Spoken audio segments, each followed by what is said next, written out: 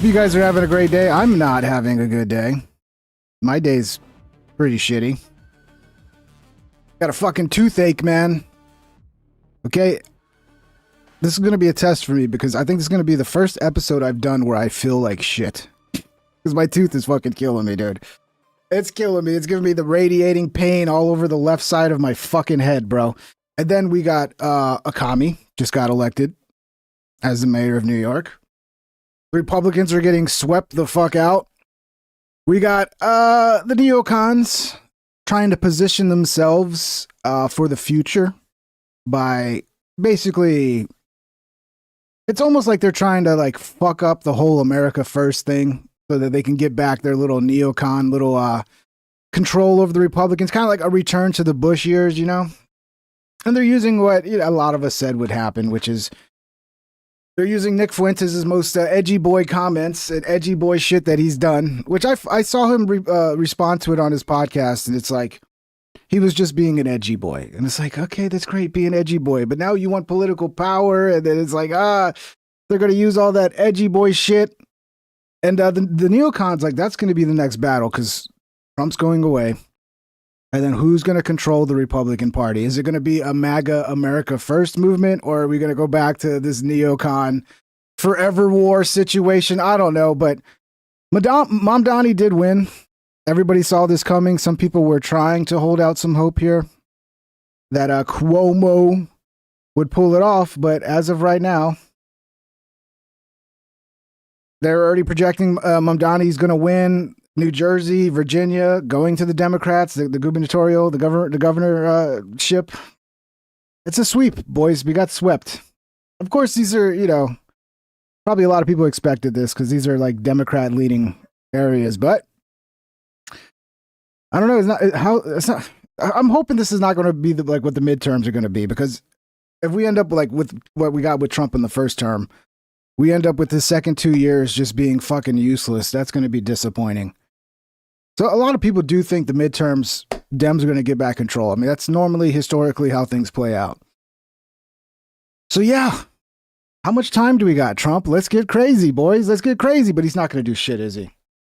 King, my guy, rest in peace, New York. Well, some people are holding out hope that Mamdani won't be able to do shit because, I mean, he'll probably be able to raise taxes. He'll have definitely an effect on policing, like his whole defunding the police shit. Like he'll probably be able to do that, but like the government-run grocery stores and all that, like we'll see. I don't think he'll be able to go full communist, and hopefully I'm right. But maybe this is what New York will need. They'll need to experience like the reality of what happens when people go, we're going to give you free shit. Because this is probably going to be the midterm strategy too for Democrats. It's just going to be just copy Mamdani, free shit. Everybody gets free shit. Tax the rich, free shit. That's their whole message. And it looks like people are hard up enough and stupid enough to just fall for that. Right? What's your policy? Tax the rich and free shit. I'm voting for you.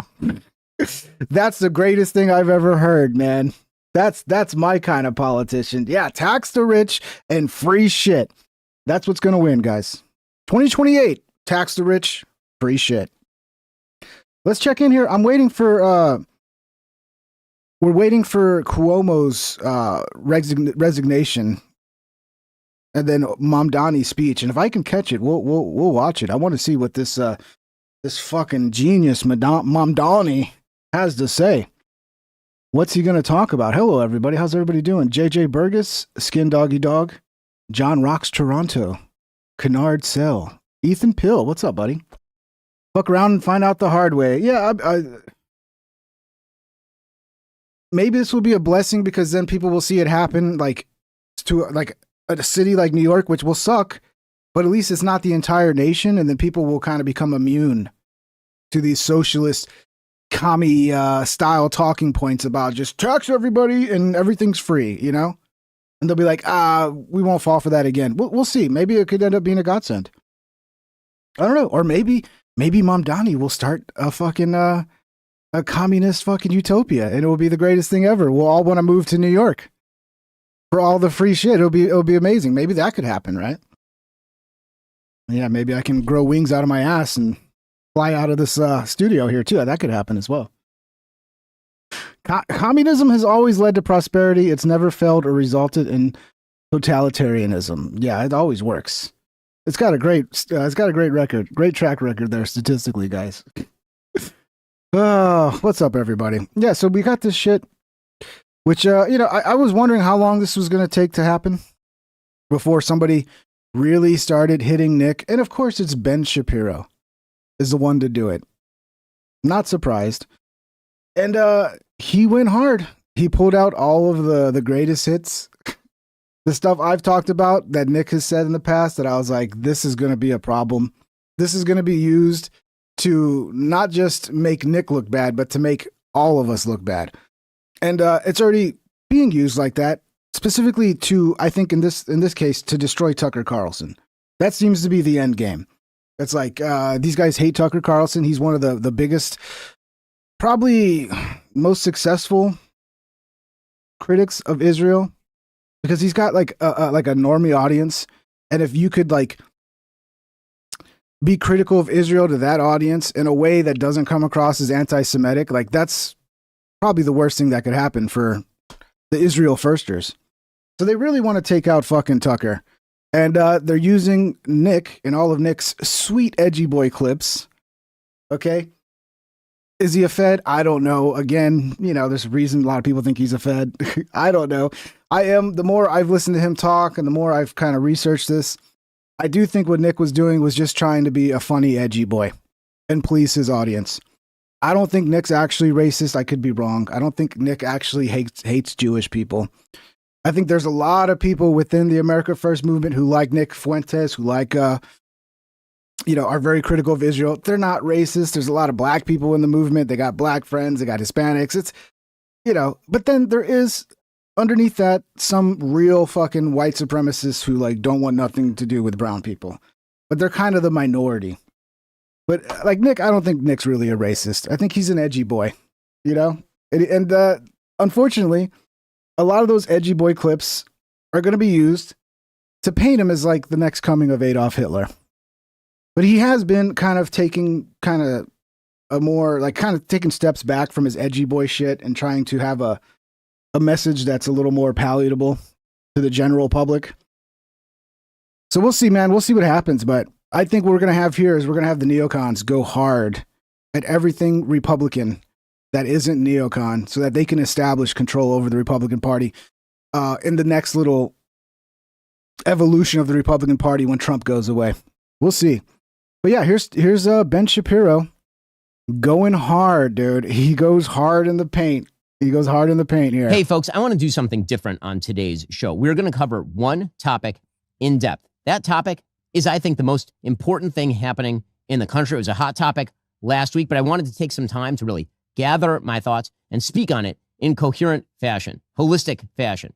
That topic is the fragmentation of the political right.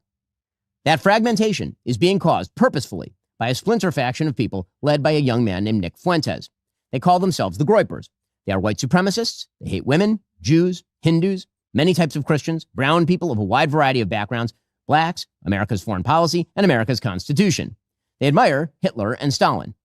And that splinter faction is now being facilitated and normalized within the mainstream Republican Party. The main agent in that normalization is Tucker Carlson, who is an intellectual coward, a dishonest interlocutor, and a terrible friend. So they're doing kind of what I said would be done to the entire MAGA movement, but they're aiming it directly at Tucker Carlson. So they're really like, here's your first opportunity. We want to take Tucker Carlson out. He interviewed Nick Fuentes and didn't like disown him the whole time, even though he made it clear, like, Tucker's not a racist. He's just criticizing Israel's policy. Like he's criticizing a country. We're all allowed to criticize a country. It's not about all Jews. It's against his religion to not judge people as individuals. He made it like a million times clear, but it doesn't matter because he talked to Nick Fuentes. And because Nick Fuentes has all these edgy boy clips, that means like Adolf Hitler's now in control. Basically, Tucker Carlson's the next incarnation of Adolf Hitler. Is what's going on here, according to Ben Shapiro. And Tucker Carlson last week was aided, abetted, celebrated for normalizing Nazism within the Republican Party by the mainstay organization of the traditional right, the Heritage Foundation.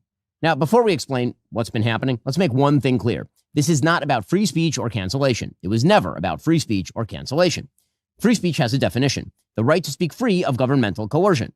I believe in it, of course. I've always defended it. Criticism of bad speech is, in fact, just a form of free speech. Cancellation also has a definition: the banning of particular people, including people like Nick Fuentes, from platforms like X or Facebook.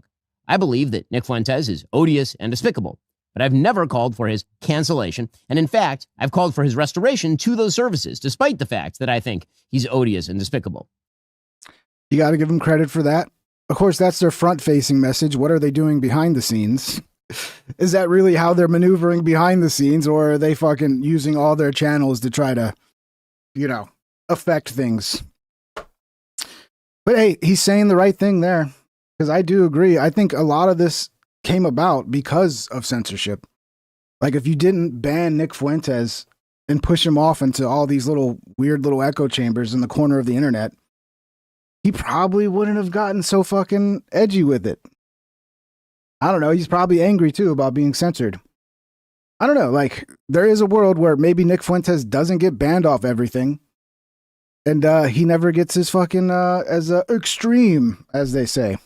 It is not cancellation to draw moral lines between viewpoints. In fact, we used to call that one of the key aspects of conservatism.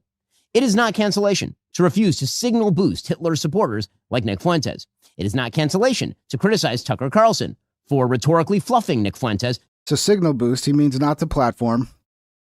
It's not cancellation to make calls not to platform somebody, but it is a bitch move. I mean, according to him, it's not cancellation, but it is a bitch move, though, according to me, because, you should be able to debate anybody.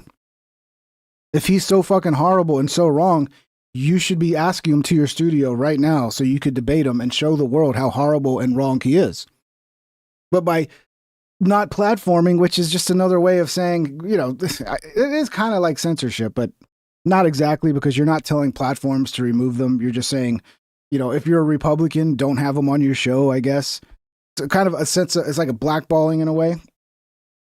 It's kind of like a little gray line there. Is that censorship? Is it not? But yeah, that's part of what, like, if you cared about not having a Nazi Groyper movement or whatever, then have them on your show and like find some way to debate them but when you push them to the shadows, that's what creates these sort of situations. By banning people, you create these situations where people just get more extreme and more like in their little bubbles. So I don't know, if you really cared, you would actually debate these people and not be like sounding like a stupid fucking leftist going, we can't platform them. Why are you platforming them? That's like leftist bullshit. Debate them. Show them why they're wrong, Ben. You're such a badass. Spocko super chatted $4.99. It is, yeah. I thought this no platforming BS was a lefty thing. It absolutely is, Spocko. It's 100% a lefty thing that the right is now adopting. Or not the right, but the fucking, I don't know, who's the woke right? I don't fucking know, but the Daily Wires of the right. Anti-American crackpots. The Israel first. It's not right. cancellation if you urge others to stop promoting those who rhetorically fluff Nazi apologists. Those are all elements of free speech. And anyone who says differently is lying to you, and lying for the most cynical reasons, to misdirect from their own defense of those Nazi apologists and their promoters. The issue here isn't that Tucker Carlson had Nick Fuentes on his show last week. He has every right to do that, of course. The issue here is that Tucker Carlson decided to normalize and fluff Nick Fuentes, and that the Heritage Foundation then decided to robustly defend that performance. Those who criticize both Tucker and Heritage aren't canceling. They are quite properly drawing a moral line. So, for those who don't understand what's going on. Yeah, but the thing that you guys complained about, maybe I misheard, but it was, why are you platforming him? Why are you platforming him? And if you're platforming him, it should be just you should be attacking him. It should be like the most hardcore debate, which I don't disagree with that. I think that kind of needs to happen with Nick, because the thing that's going to follow Nick around like a dark fucking cloud over his head are all these edgy boy clips. So stop hiding from the edgy boy clips. Get out there with somebody like a Ben Shapiro or, Tucker Carlson would have been best, because Tucker Carlson's going to be fair. Let these clips be played and then give the context. Explain what was going on. Okay, you can say it's out of context. It'd be so much better if you just sat there and was like, well, that I was just trying to be funny. I was just, I understand why some people might be insulted by my comparison of cookies to the Holocaust. He did the, like, how long would it take to bake 6 million cookies or whatever the joke was. Like, I get it why some people might be offended, but I'm just joking. And yeah, at that point, what was popular and cool was like to joke as edgy as possible. Or if something's out of context, be like, this is actually out of context, and here's why it's out of context. And then if you actually play from this point to this point, you'll get the full, get out there and defend your shit. But then you hide from these fucking edgy boy clips, and then you get mad anytime anybody brings them up. It's like, yeah, you gotta fucking attack that dark cloud over your head, bro. You really do. And let's begin with Nick Fuentes. Now, as I mentioned, last week, Tucker Carlson had on Nick Fuentes. Fuentes is a 27-year-old man who's dubbed himself the leader of a movement called the Groypers. He has a large audience of alienated young white men in particular, and he's earned... Does anybody in the chat know where Groypers came from? Like, who coined that term, the Groypers?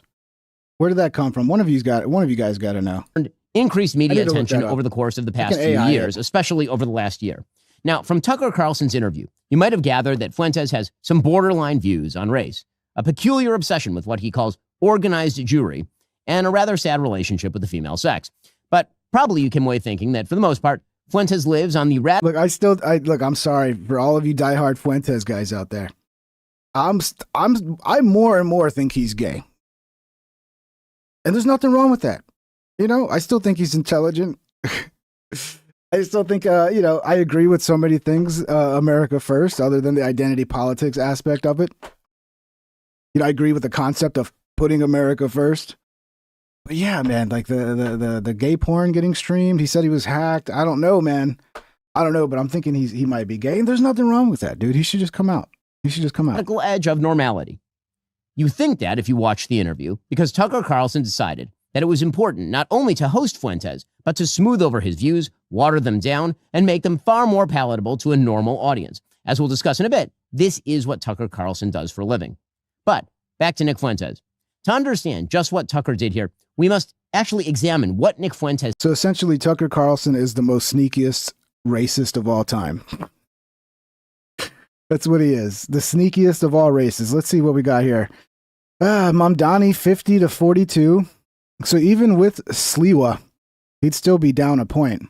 Everybody's saying Sliwa should drop out. And I mean, look, I get it. Nobody wants to vote for fucking Cuomo. He's a piece of shit. But it's like, again, this is a perfect example of, in politics, it's the lesser of two evils.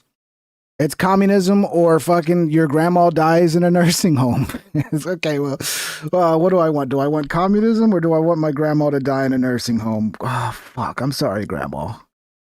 You're gonna have to die. Because communism's so bad. But yeah, that's where we're at, guys. But it looks like communism won. Looks like the New Yorkers decided communism is better than grandma dying in a nursing home. See, I'm waiting to see if some speeches happen, man. I'm waiting for the speeches. So yeah, this is it right here. 89% reporting, 50 for Mamdani, 42 for Cuomo, and 7 for Sliwa. Pray for New York, boys. Says on his show, and has said for almost a decade, because he was asked precisely 0 questions about any of what you're about to see by Tucker Carlson. Nick Fuentes says women want to be raped. A lot of women want to be raped. And when I say raped, I mean like, that sounds bad when I say it like that. But there's like a lot of women that... So yeah, so here comes the greatest hits of all the edgiest jokes of Nick Fuentes' career. Get ready for it. really want a guy to beat the shit out of them. But also they have to pretend, but part of it is they have to pretend like they don't. Nick Fuentes says that his followers should kill, rape, and die in his name. Raise your right hand. All right, everybody raise your right. We've all seen this famous clip. And look, if you're being an edgy boy here and you're like making fun of like, okay, I can think of a context where this would be a joke that makes it less bad, right? Like say he's reading an article about how he's got a loyal incel audience that will kill for him or something. And then he's like, oh yeah, like I'm fucking, and then like I could see this joke in that kind of a larger context where it's not serious. Explain it if that's the case, dude. Okay? Fucking, maybe he has. I don't watch every episode, but go on to Tucker Carlson, let him pull these clips up and explain them, because these clips are not going to go away and they're going to be fucking a dark cloud over your head for eternity until you face them head on and explain them. Right hand. Raise your right hand. Repeat after me. I will kill, rape, and die for Nicholas J. Fuentes. Nick Fuentes says that women are whores who shouldn't be in politics. I will continue my crusade against women in politics. Because it's always like this, and it's so ironic. Women are like, I don't like, when you say, you have to affect the face.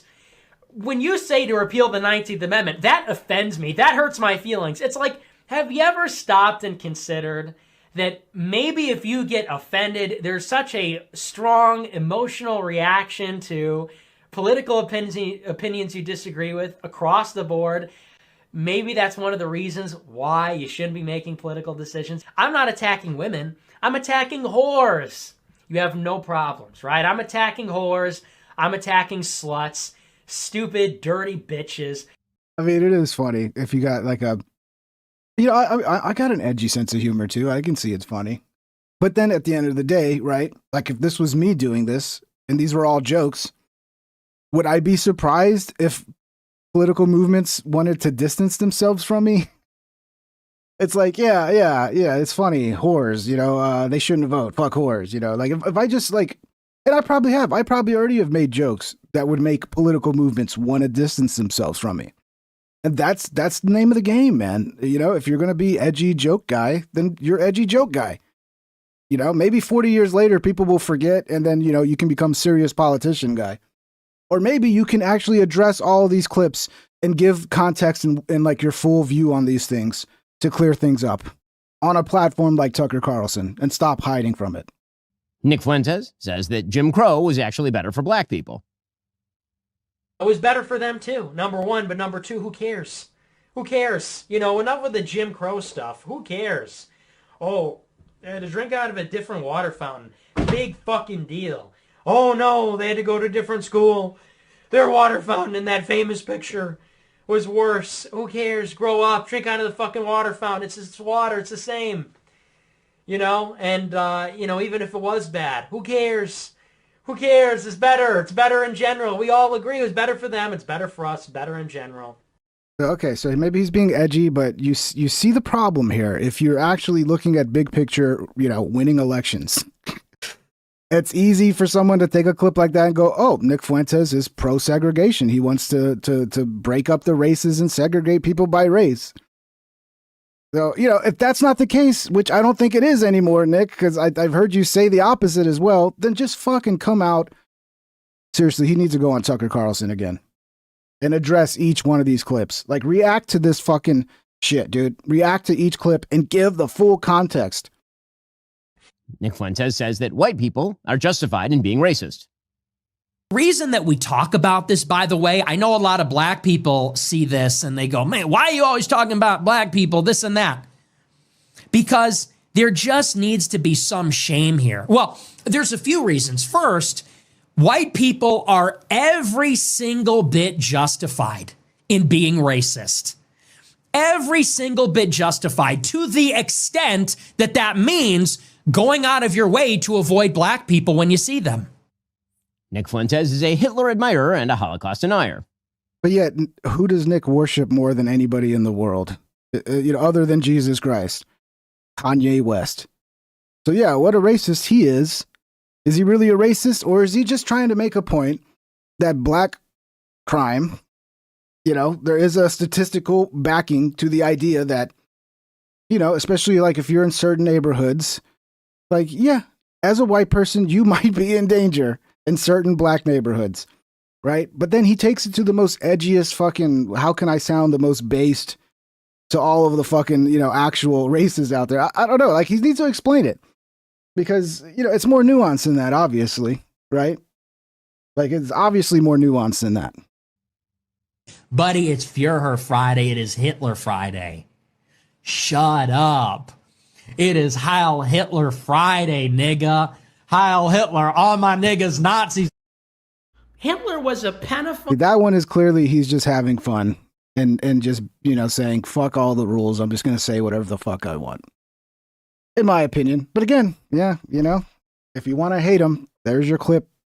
There's your clip to pass it around and go, see, he's actually a Nazi who likes Hitler. Well, I mean, yeah. Great. And that works. Kind of a pagan. It's like, well, he was also really fucking cool. So, time to grow up. We're not children anymore. Am I right? I like that Alex Jones set him straight on this, because Hitler was actually not really cool.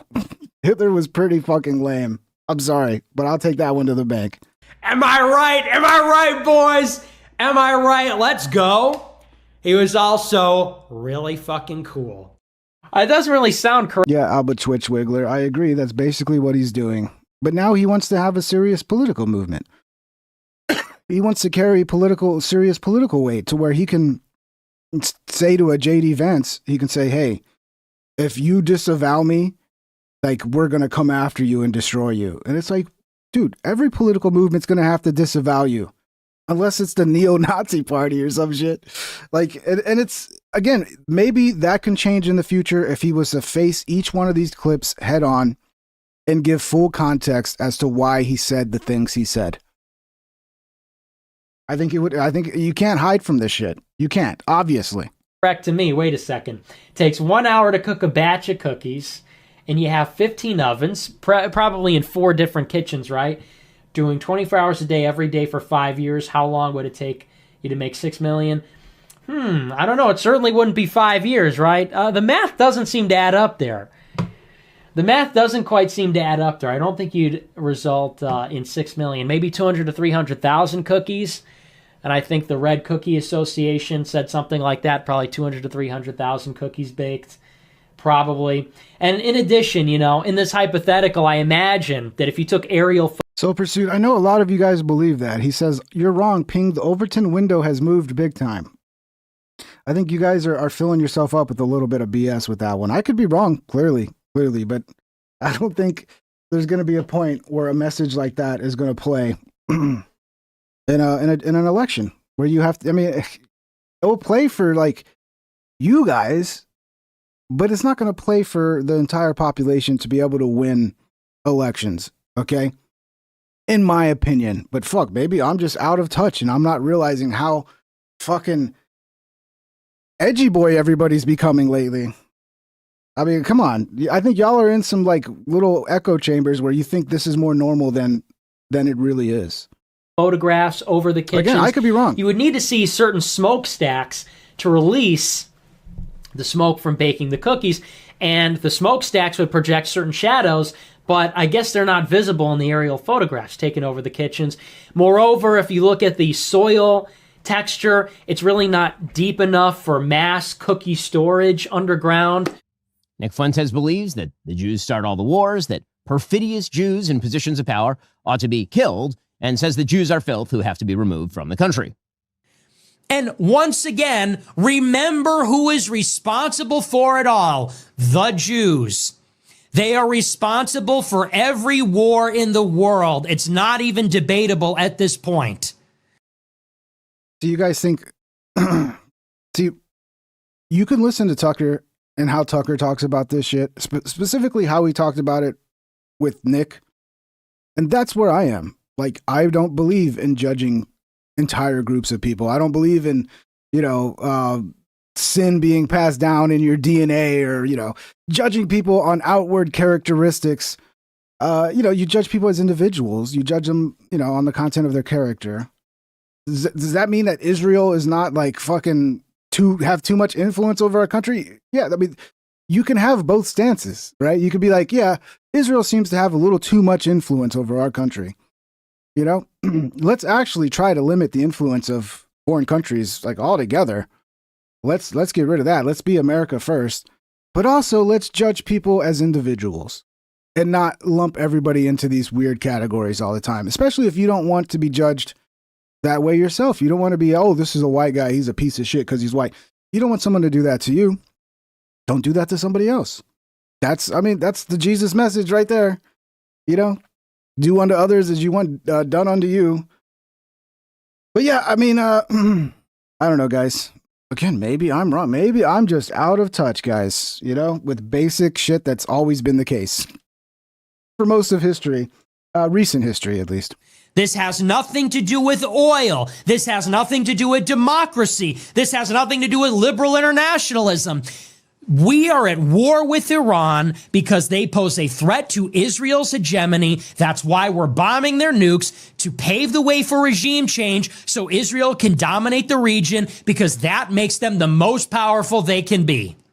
There is an occult element. The mustache. I almost forgot he had that mustache. I mean, look, yeah, he's probably gay. And look, I'm not judging him for being gay, dude. I don't know what happened to him that made him gay. But I don't know, he could not be gay too. He could just be, it could all just be a bunch of coincidence, you know, the hanging out with the cat boys and the broadcasting gay porn and all a bunch of coincidences. You know, being in his mid-20s, still being a virgin. All that just, it's a little weird. But who knows, you know? I really don't know. But if I was to bet, I would bet it all on gay. For sure. At the high levels of society, and specifically among the Jews, so many of the people that are perpetrating the lies and the destruction on the country, they are evildoers. They are people that worship false gods. They are people that practice magic or rituals or whatever. And more than anything, those people need to be, when we take power, they need to be given the death penalty. Straight up. See, what makes me upset about this is somebody who's, for a long time now, had to fight against the label of being a Nazi for being America first. And then here comes Nick. Funny as he is, he just makes that label so fucking harder to fight back against. To the normies who, you know, are pretty fucking dumb. It's like, oh, okay, well, America first, here you are calling for execution of Jews. I mean, yeah, dude. It really fucking, it gives so much ammo to people that want to destroy America first. You know, that's what makes me so upset about it, really. Because I've said it a million times. I'm coming from a place of actually caring about America first, not from an identitarian point of view, but from a actual, hey, it doesn't seem like our politicians are actually putting this country first. It looks like they're putting their own pocketbooks first and every other foreign country first. Let's actually put America first. And the American people first, you know, the taxpayer. But now this whole movement can just, you know, in 3 or 4 years just be gone with, because it can be, you know, conveniently by the media and the powers that be that want to see it go away. You know, it can be lopped in with some sort of racist shit, which they've been trying so desperately to do since the very beginning of it. Which is why a lot of people go, damn, Nick, are you a Fed?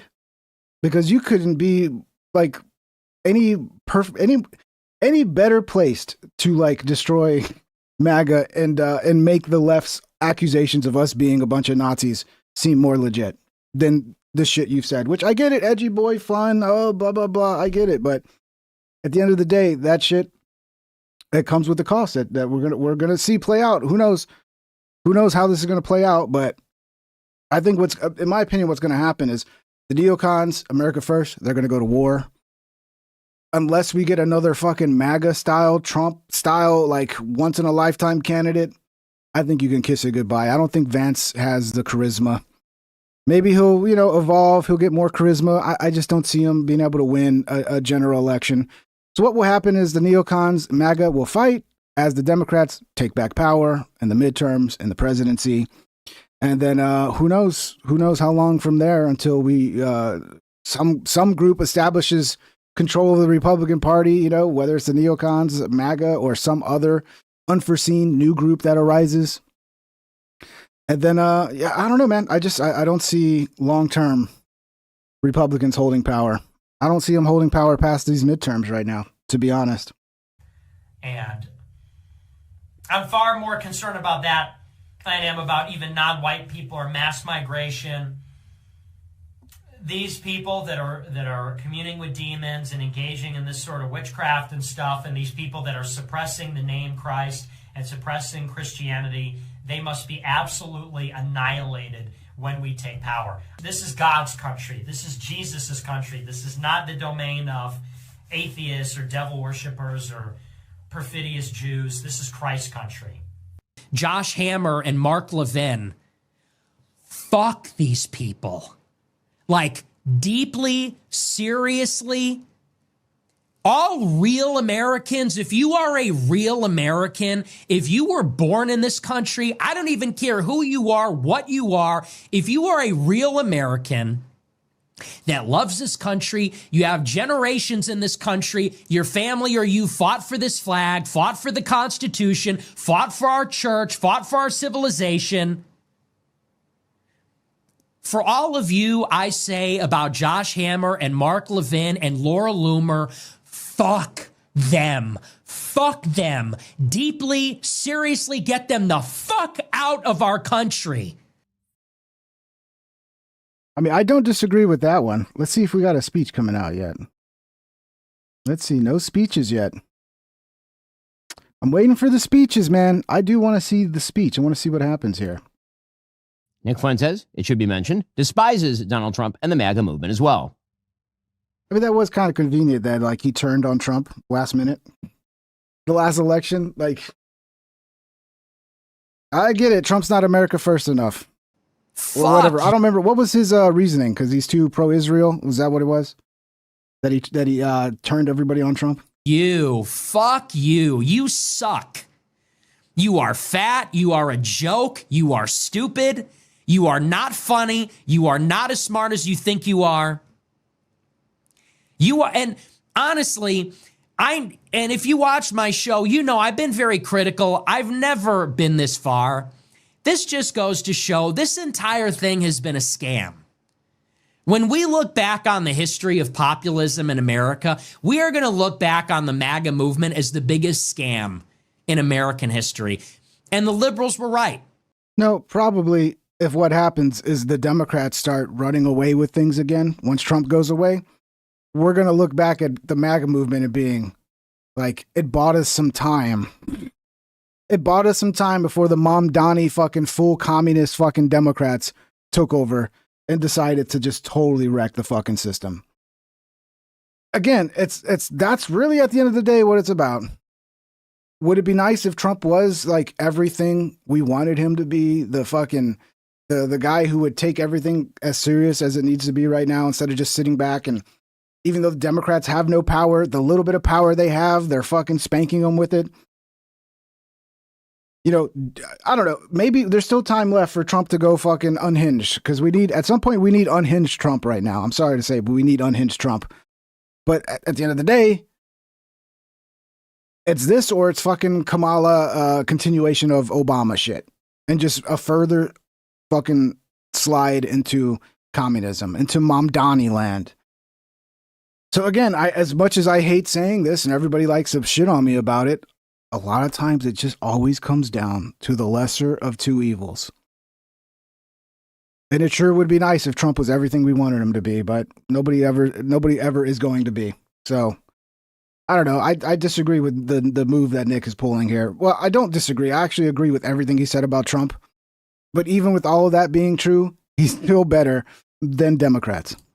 The MAGA supporters were had. They were. So that right there is just a brief glimpse into the twisted mind of Nick Fuentes. And there's plenty more where that came from. Of course, hours of it per day, in fact. Guys, the Nick Fuentes fans, they cannot stand anybody to have a different opinion. It's really weird. You guys always show up in mass to just shit talk like mad. And it's like, am I not allowed to have my own viewpoints, guys?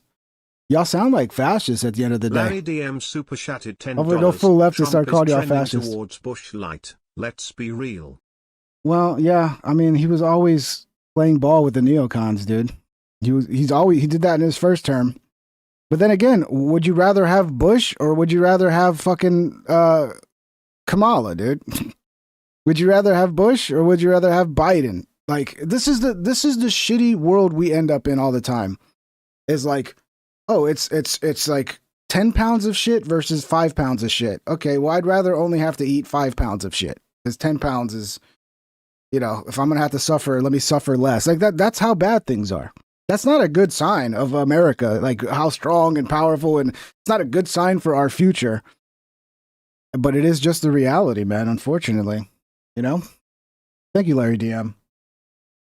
And there's no doubt that Nick Fuentes has a lot of play these. And yeah, Bush Light is a very good,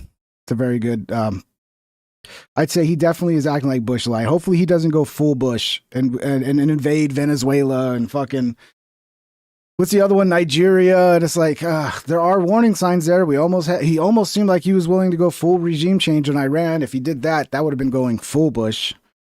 But I guess there's still time. I don't know. He's very disappointing.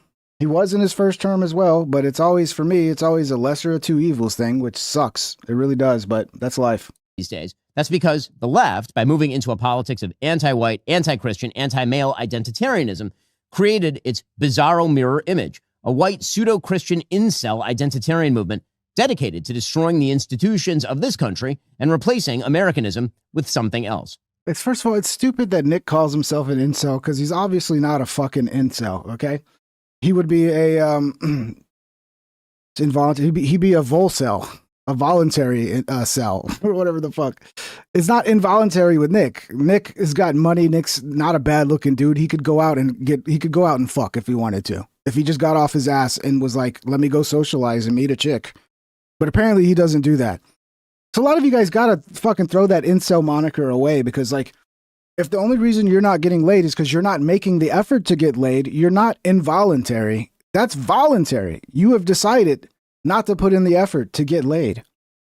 You're not some 400-pound fucking weirdo with no ability to get laid. No, you're just somebody not putting in the effort. There's a difference. Nick Fuentes' philosophy is not fully formed. It's an incoherent true stew of incel. malignity. Thank you, John. But that's where Tucker Carlson enters the story. Now, since his exit from Fox News in 2023, when, of course, he was a very, very popular host, Tucker Carlson has turned himself into a conspiracist and a crank. Even when I'm like defending Nick, like I'm like, if I had to choose sides right now between Ben Shapiro and Nick, which side do you think I'm going to choose? I'm not going to choose Ben fucking Shapiro's side, dude. So even when I'm defending Nick, but I'm not just like 100% in fealty to everything he's ever done and I criticize him, you guys still get angry. There's no winning with some of you guys. I don't know what the fuck's wrong with you. You expect too much from everybody. Not everybody's going to be a Nick Fuentes like dick rider who's afraid of like criticizing his behavior. And you know what I'm saying? Like, it's weird from some of you guys. The usual suspects too. It's always, every time I talk about Nick, you guys just flood in to just shit talk. Crazy. And a pathological liar. Tucker excuses Vladimir Putin's murderous and barbarous reign. He has even become one of his most ardent defenders. It is so much nicer than any city in my country. So here's where they pivot to make it all about Tucker. Because that's really, at the end of the day, who they're trying to take out here is Tucker. I had no idea. My father spent a lot of time there in the 80s when he worked for the U.S. government and barely had electricity. And now it is so much cleaner and safer and prettier aesthetically. It's our. Who did you hate once, Soul Pursuit? Because, you know, a lot of you guys tune in and then you hear me criticize Nick and then you just jump to like the craziest assumptions. You hate him, this or that. I don't know how many times I've had to say I like Nick. Does it upset me that he had to go full edgy boy? And now we got to deal with like being labeled as Nazis because he wanted to go full fucking edgy boy for comedy? Like, just because I disagree with someone and I may think that they didn't make all of the correct decisions and I'm critiquing the decisions they've made does not mean I hate them. Okay? If I hated him, I probably wouldn't be talking about him. Hole in Dan's Socks super chatted $1 What's and up, Dan? 42 cents. Me and John are going to Disneyland. You wanna come? No, thank you. No, thank you, man. You're gonna make John's day, dude. You're gonna make his life taking him to Disneyland. He loves Disney, man. Architecture, it's food. But you guys have fun. You guys have fun. It's service. Then any country, city in the United States that you have to, and this is non-ideological. How did that? Yeah, it's okay to go full edgy boy if you're like your goal is to just have a comedy show, and just you could talk about politics. You could have a politically, current political event, comedy, all that, But then once you expect that you're gonna have political power, when you've gone around saying the shit that you've said, like that's ridiculous. It's like me expecting myself to have political power. Like I haven't gone near as edgy as Nick. But if people were to go through the shit I've said, I'm sure they can find me making jokes that could paint me to be a fucking terrible person. So I don't expect to have political power. I'm not playing that political game. If I expected to have political power, I'd be acting like a political person, not saying anything edgy, just being fucking, as milquetoast as possible, because unfortunately that's still part of the game. And, Trump was able to break that paradigm, but that's Trump. Trump's a once in a lifetime guy who was, able to break that paradigm. And he didn't do what Nick did. He didn't, make racist, edgy jokes. He just talked a lot of shit, and in a way that most politicians wouldn't do in the past. And, he's unique. He was able to get away with it. Most people won't be able to get away with it. He hasn't opened the door for everybody to behave that way now, unfortunately. It takes a rare fucking character like Trump to be able to pull something like that off. That happened. How did that happen? And at a certain point, I don't think the average person cares as much about abstractions as about the concrete reality of his life. And if you can't use your subway, for example, as many people are afraid to in New York City because it's too dangerous, you have to sort of wonder, isn't that the ultimate measure of leadership? And that's true, by the way, it's radicalizing for an American to go to Moscow. I didn't know that, I've learned it this week. To Singapore, to Tokyo, to Dubai and Abu Dhabi. Because these cities, no matter how we're told they're run and on what principles they're run, are wonderful places to live. So I guess you put in 10 rubles here. Yeah, Tucker's never living this up. This was a little stupid. Like, oh, look how great grocery shopping is in Russia. It's so much better than America. Okay, whatever, dude. But yeah, they've never let this one go, man. And you get it back when you put the cart back. He's essentially doing Russian propaganda is what this is. Let's see, is anybody speaking yet? We got any speeches yet? Guess what? I guess they're holding off. In California. Usually you got to wait for the the loser to resign, which would be Cuomo. Once he comes out and gives his resignation, or not resignation, his, whatever the fuck it's called, where he's like, I lost. Then we'll hear from Mamdani. I want to hear what Mamdani's goal is for the future of New York. I want to hear the full communist message, I want to see. But I don't know. We'll keep checking in. If we can catch his speech, we will. Let's see. So it's free, but there's an incentive to return it and not just bring it to your homeless encampment. I went from amused to legitimately angry. So we were guessing what this would cost. Everybody hears from the United States buys groceries, and we didn't pay any attention to costs as we were just putting. No, the sole pursuit. See, sometimes you guys, I get it. Like, I'm not always good at explaining myself. Sometimes I talk and I'll start saying something and then I jump to something else. No, I'm saying they're trying to make it look like he's doing Russian propaganda. I'm not saying he's doing Russian propaganda, but the whole purpose of what Ben Shapiro is doing here is trying to make it look like he's doing propaganda for Russia and Qatar. Okay, let me make myself clear. I don't think he's doing Russia propaganda. I think he just honestly was kind of surprised by how pleasant the shopping experience was in Russia. In the cart what we would actually eat over a week. But no, I'm sure Putin's just probably giving him tons of money. So, okay, that's me being sarcastic. Okay, right? In case you don't catch the sarcasm. And we all came in around $400, about $400. I should have done it much easier. I feel like shit today, so it's hard to deal with all the fucking just that comes from you Fuentes supporters. Because I'm honestly not on my A game today. I'm fucking sick. I got a toothache that's killing me. And then I got to deal with you fucking guys just constantly. Blah, blah, blah, blah, blah, blah, blah, blah, blah. Jesus Christ. Dude. I feel bad for Nick. The shit he's got to deal with. $104 US here. And that's when you start to realize that more ideology weed, maybe doesn't matter as much as you thought. Corruption. If you take people's standard of living and you tank it through filth and crime and inflation, and they literally can't buy the groceries they want, at that point, maybe it matters less what you say or whether you're a good person or a bad person. You're wrecking people's lives in their country, and that's what our leaders have done to us. When Tucker Carlson interviewed Vladimir Putin, by the way, Vladimir Putin was so amused by Tucker Carlson's easy questioning that he actually mocked him. Tucker Carlson has massaged the Iranian dictatorship and admitted to not asking any difficult questions of the president of that dictatorship. The interview is limited by a couple of factors. One, it was done by remote through a translator. That's always awkward.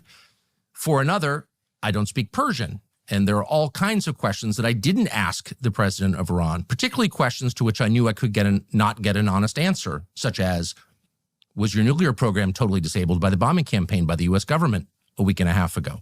There's no chance he's going to answer that question honestly. I didn't bother to ask it. The answer, in fact, from an American perspective.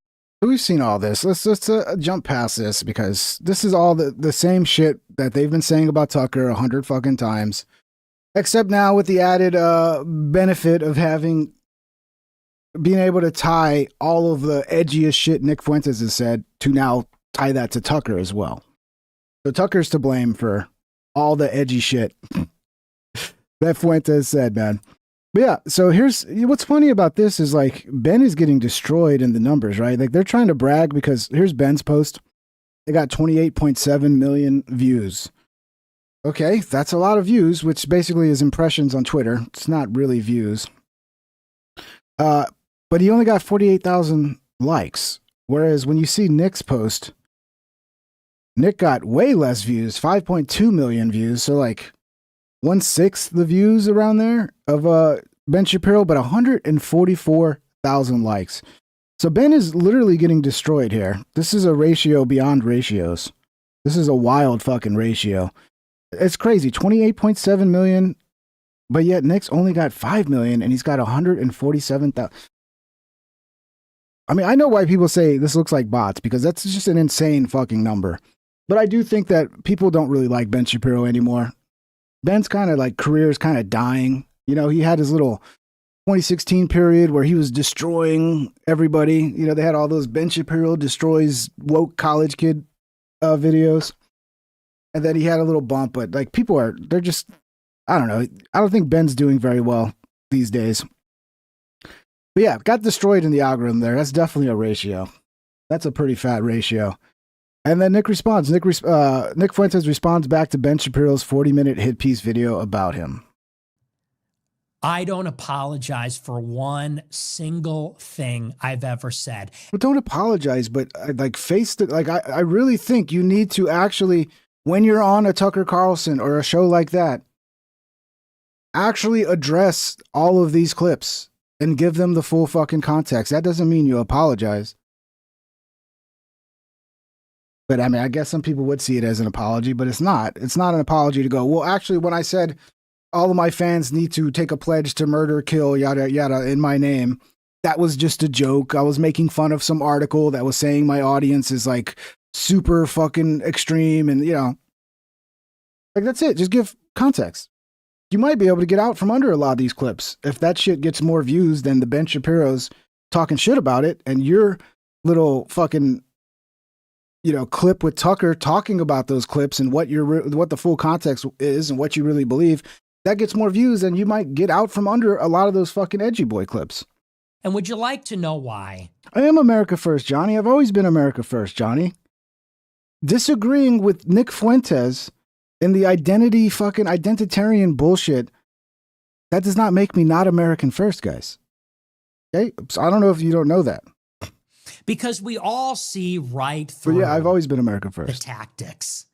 This has always. Nick Fuentes does not own America first as much as you guys want to believe that. Has been the tactic from day one, which is this.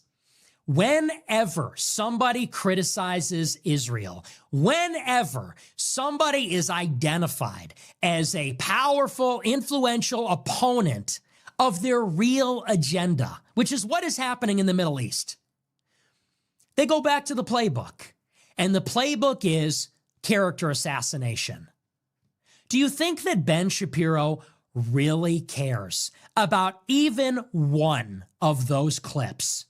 Do you think he cares about anything that I have ever said on the show? Does he watch my show? Does he understand the context of any of those things? Does he care? Does he think those are an honest representation of my deepest held views? John Rafferty, disagreeing on identity politics is not clutching pearls. It's a disagreement in life, like how you view the world and like your philosophy on life. It's not clutching pearls. I think you saw me laughing at those clips. I'm not offended by those clips. I think they're funny too. But do I agree with the fucking, the actual identitarianism that kind of comes out of a lot of you guys. No, and that offends you for some reason. You get so upset with it. Way more upset at me than I am with you for having those views that I disagree with. It's weird. You guys are weird to debate with and talk to sometimes. Does it he is care weird. if it's honest? The answer is no. Would you like to know why? I'll give you a perfect counterexample. Ben Shapiro is friends with Dave Rubin. For those that don't know anything about Dave Rubin is a homosexual. He's in a gay marriage, and Dave Rubin has adopted children through surrogacy. That means that him or his partner artificially inseminated some woman with the intention and the purpose of eventually that woman has the child, and the child is adopted by Dave and his partner. This is evil. This is among the most evil things, short of, let's say, murder, that a person can imagine. Why is that? And it's not because of a disgust reflex. It's not because we're... I mean, he's not really addressing... He's doing kind of the same thing he did with Nick Fuentes and just attacking. I guess that's the move, man. I guess that's really the move to fucking... that's the move everybody does, right? Like if somebody's attacking you about something, you don't address what they're attacking you on. You just attack back and be like, well, you did this and you did that and you did this and... But I don't know. To be honest, when it comes to fucking gay couples adopting, is it the perfect situation? Probably not. But if, there's kids out there who don't have any options, like there are kids out there.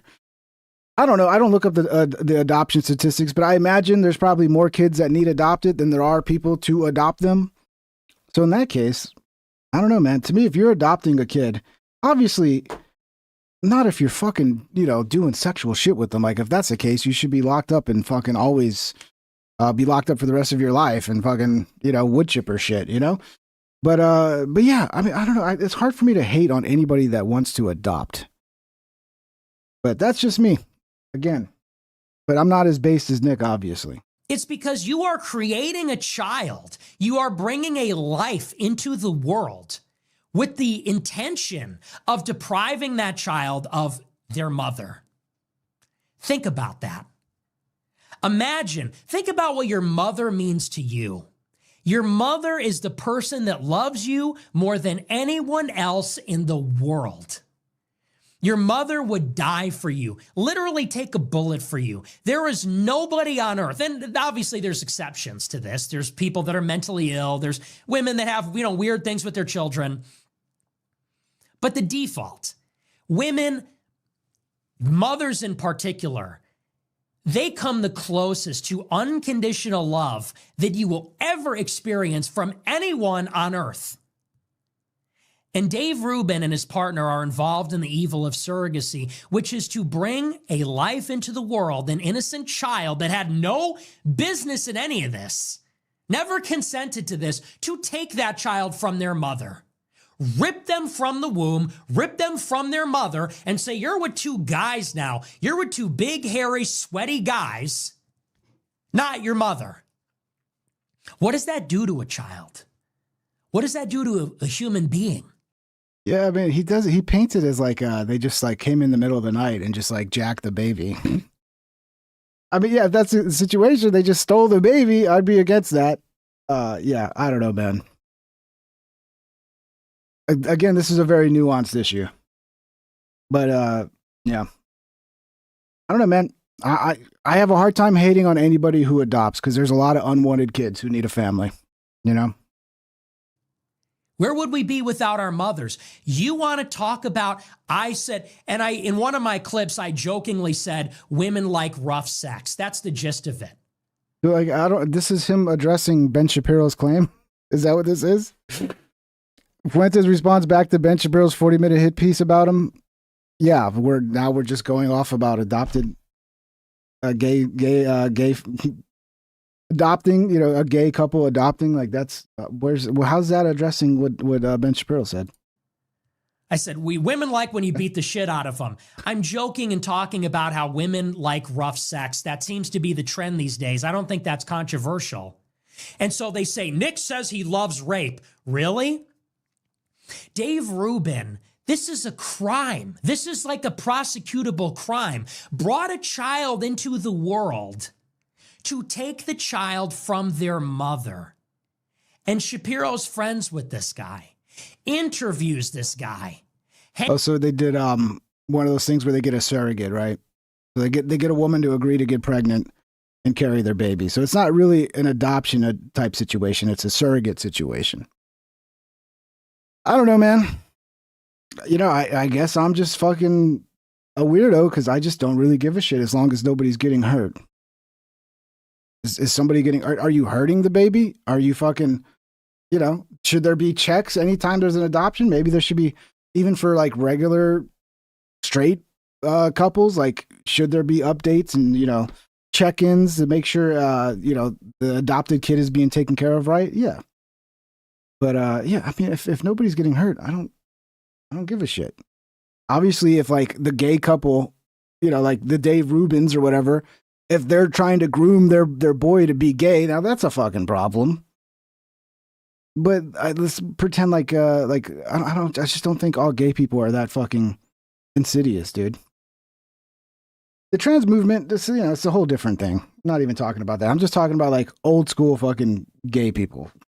Hangs out The with old him, school, drinks with him, you smokes know, cigars with him. So now tell me again run-of-the-mill that gays. it's about clips from my show. Tell me again that it's because I'm a sexist. Tell me again it's because I'm a reprehensible person.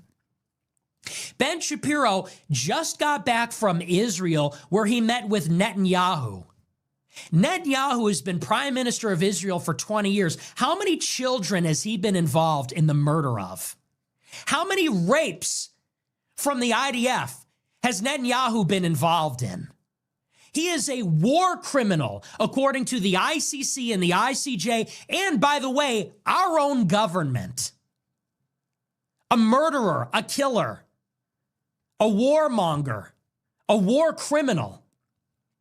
So let's back this up, Shapiro. You got a problem with jokes on a show. You got a problem with edgelord jokes. Yeah, Jack Mojo, every baby needs their mother, but not every baby gets their mother. I was adopted. So but I wasn't adopted to a gay couple. I was adopted to a regular, you know, husband and wife. But I didn't get my actual mom. There's a lot of downsides to it. But that's life, dude. There are kids that need to be adopted. Nothing's always going to be fucking perfect. And sometimes, again, you take the better scenario, which is, you know, you have a young woman who doesn't want to have a kid instead of having abortion. You know, if you're pro-life, you want to talk that woman into not having an abortion, but she's too young to have a kid. Then you have fucking grown-ups come in and adopt them. And then you have, you know, drug addict moms where like you got to go in and almost rescue the kid. You need people to adopt them in that case. Yeah, everybody's got all these fucking opinions about it, you know? I understand that. But yeah, if you're somebody willing to fucking adopt a child for the right reasons, because you want a child and you're willing to take care of them, like, to me, that's a noble fucking act. I'm sorry. Now, if you're abusing the kid, well, that's a different story. Starting from the premise that you're doing it because you want a child to love, to take care of, to raise, and not to abuse, then yeah, that's a noble fucking act that should be commended. On a show by a guy, a talk show host. But you sit with people that take children from their mother. You sit with war criminals, bloodthirsty maniacs. No, I wasn't raised by gay guys, but I was mostly raised by my father. I didn't have a strong, you know, my biological mom, she gave me up for adoption because she was 17 when she had me. My adopted mom got very sick at a very young age to where she couldn't really take care of me. So then when my mom and dad got divorced, I basically lived with my dad. So I was raised without like a steady mom throughout my whole life. I'd visit my mom, I'd see her now and then, but I was mostly raised by my dad. And I think I was better off being raised by my dad than if I would have been raised by my mom. I think it made me a better person. He's on trial in 5 different cases in his own country. His own people hate him. That's okay. Tell me again it's about clips. Tell me again it's about being an edgelord or jokes. It's not. And it's never been about that. And he sits there on his show smug. Oh, here's him being here. He said this. He said, and it's a 10-second clip. Fuck you. And you know what that is? That is a coordinated. But who did take the place of my mom, because, I was a lot of times not even the same city as my mom, was my aunts. So, I did have like womanly influence, like women taking care of me. So it wasn't my mom, but, my aunts filled that role. My aunts were badass, Smear campaign. People don't understand how this works. You've got people at Daily Wire that get paid a salary to watch my show. Not because they like it, not because they're interested in it. They get paid. Every time I say something off color, they take the timestamp, they download the clip, and they put that in the folder. What's the purpose of this? So that if that was going to happen anyway, Nick, you think like you need some special fucking deep state Israeli agent is going to do that? Like, no, your own audience is going to do that. That's already going to happen. You're a big enough show that people are going to do that, dude. But no, it's all a secret intel operation to like store the clips. It's like, no, dude, that's what happens to everybody on the internet. People will fucking record it and make clips of it, dude. If somebody ever goes off the reservation, if somebody becomes an inconvenience, we're going to throw that out there and we're going to air that out. Oh, well, congratulations on the new job, Don Coovey. Congrats, bro. Oh, well, Appreciate you might you. think this guy's against Hope it Israel, goes well. but look at this clip. It's dishonest. It's a lie. This is what they do. Accuse, point the finger, blame. You said this, you did that. Don't listen to him. This is how they operate. Said another way, this is what they do to the politicians. That's blackmail. You don't think that's what Jeffrey Epstein was involved in? You don't think that's what the Mossad and the Shin Bet are involved in? Blackmail, intimidation, bullying. If you don't go with what we say, we will destroy your reputation.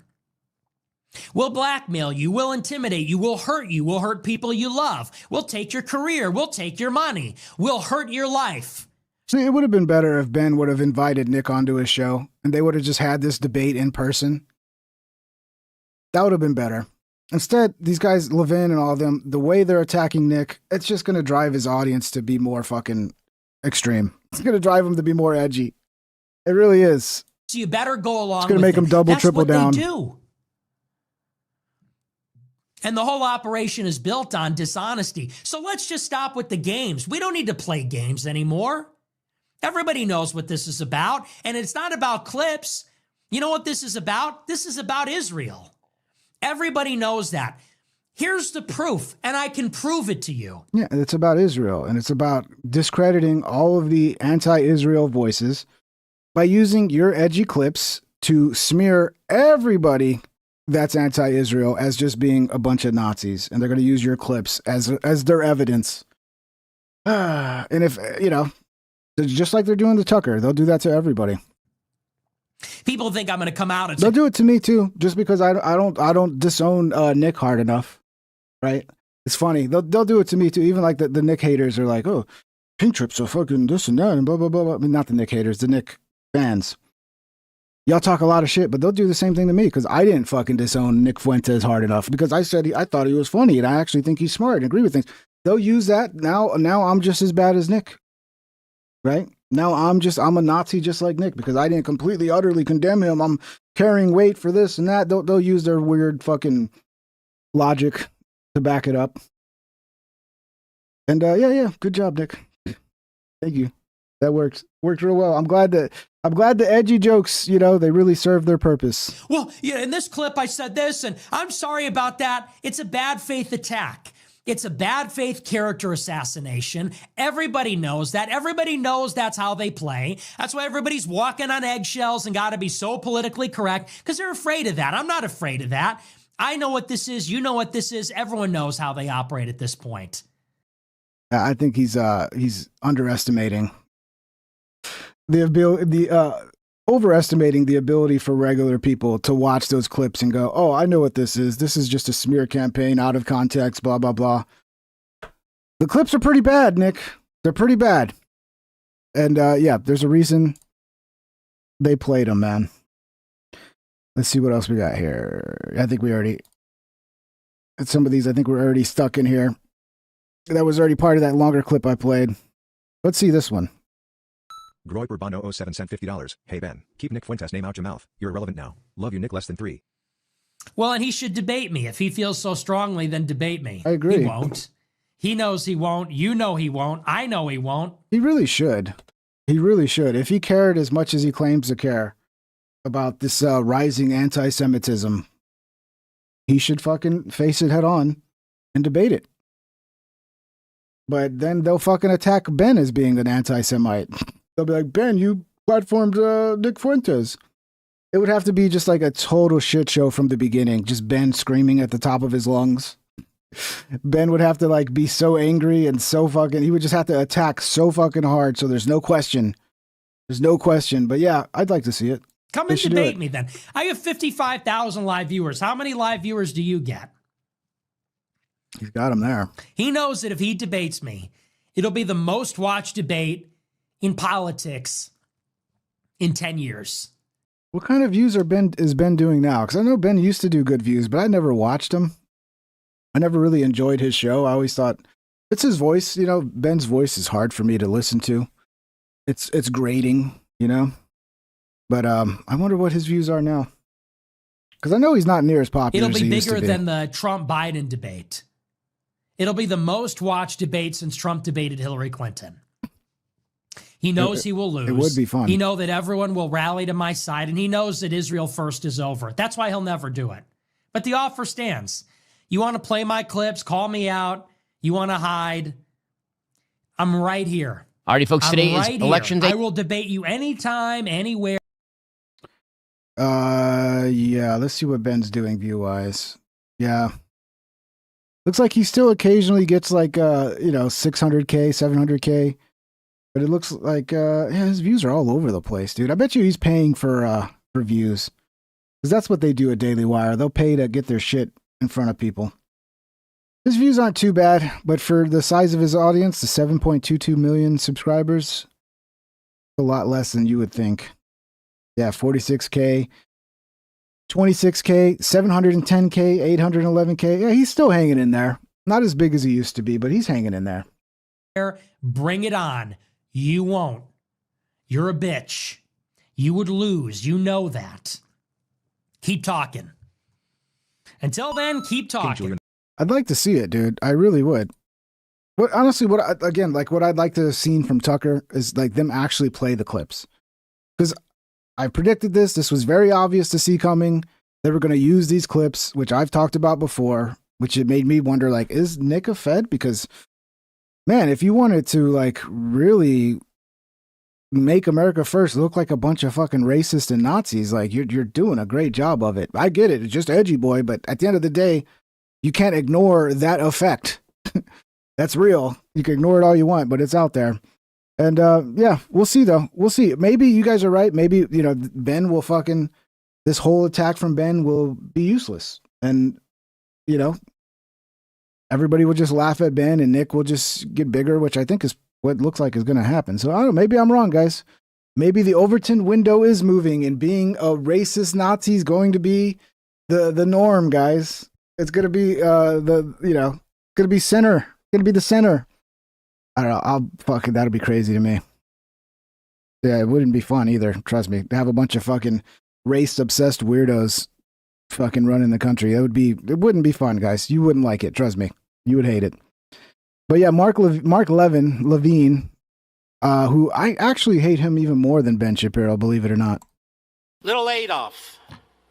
Fuentes. Little Adolf. He gets here, he's got a little suit on like he's attending a funeral. My advice to little Adolf. Again, the clips aren't offensive to me. The Soul Pursuit. How many times do I have to explain this? You got to think beyond just, are these clips offensive? Are these clips? You got to think about the effect of what those clips can be used to do. Okay? which is perfectly seen by what Ben Shapiro is trying to use those clips to do, which is to destroy Tucker Carlson, to label him as a racist, anti-Semite, to discredit all of his criticisms of Israel as being nothing more than just him being anti-Semitic. That's what those clips do. Okay? But you guys go, oh, you fucking, you don't see the picture I'm painting for you. It's right in front of your eyes, though. Those clips will be used to discredit so many fucking America First people, dude. Okay? And we're just seeing the beginning of it. We're just seeing the beginning of it. Now, am I offended? No, I laugh at a lot of those clips. It'd be weird to be offended by clips that you laugh at. Okay? Not offended.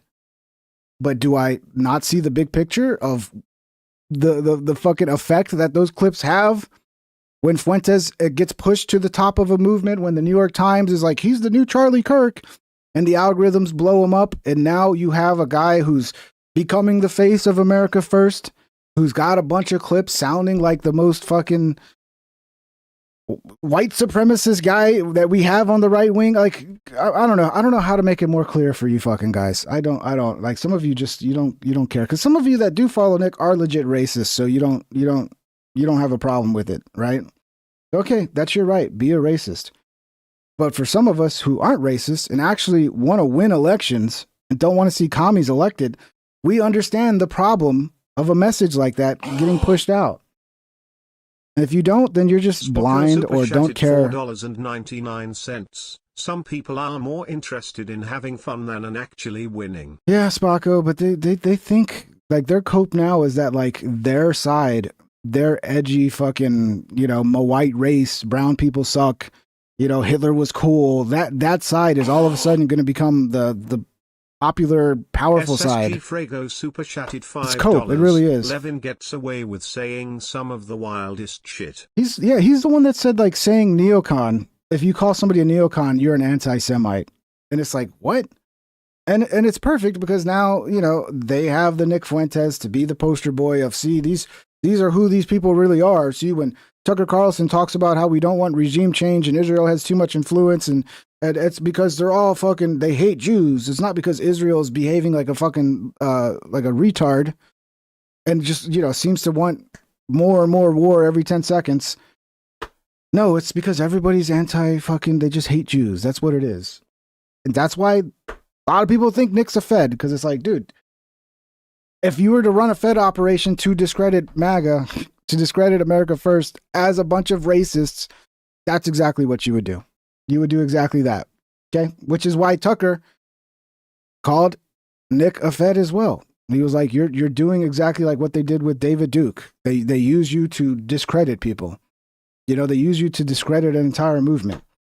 So, but then Tucker decided to play nice, let Fuentes come on, and now they're doing exactly what Tucker said they would do, which is using Nick Fuentes to discredit Tucker. So, yeah. I mean, you should have saw that one coming, Tucker. Shirt on. What are you, a coward? We'll start over. Little Adolf. Fuentes. Little Adolf. He gets here, he's got a little suit on like he's attending a funeral. My advice to little Adolf is just go full, put the brown shirt on. What are you, a coward? Put the brown shirt on. I know you can't grow the Hitler mustache, you're still stuck in your prepubescent stage, but give it a shot. Yeah, actually, I did see Nick with that mustache. He can grow a mustache, dude. You're wrong about that. Give it a shot.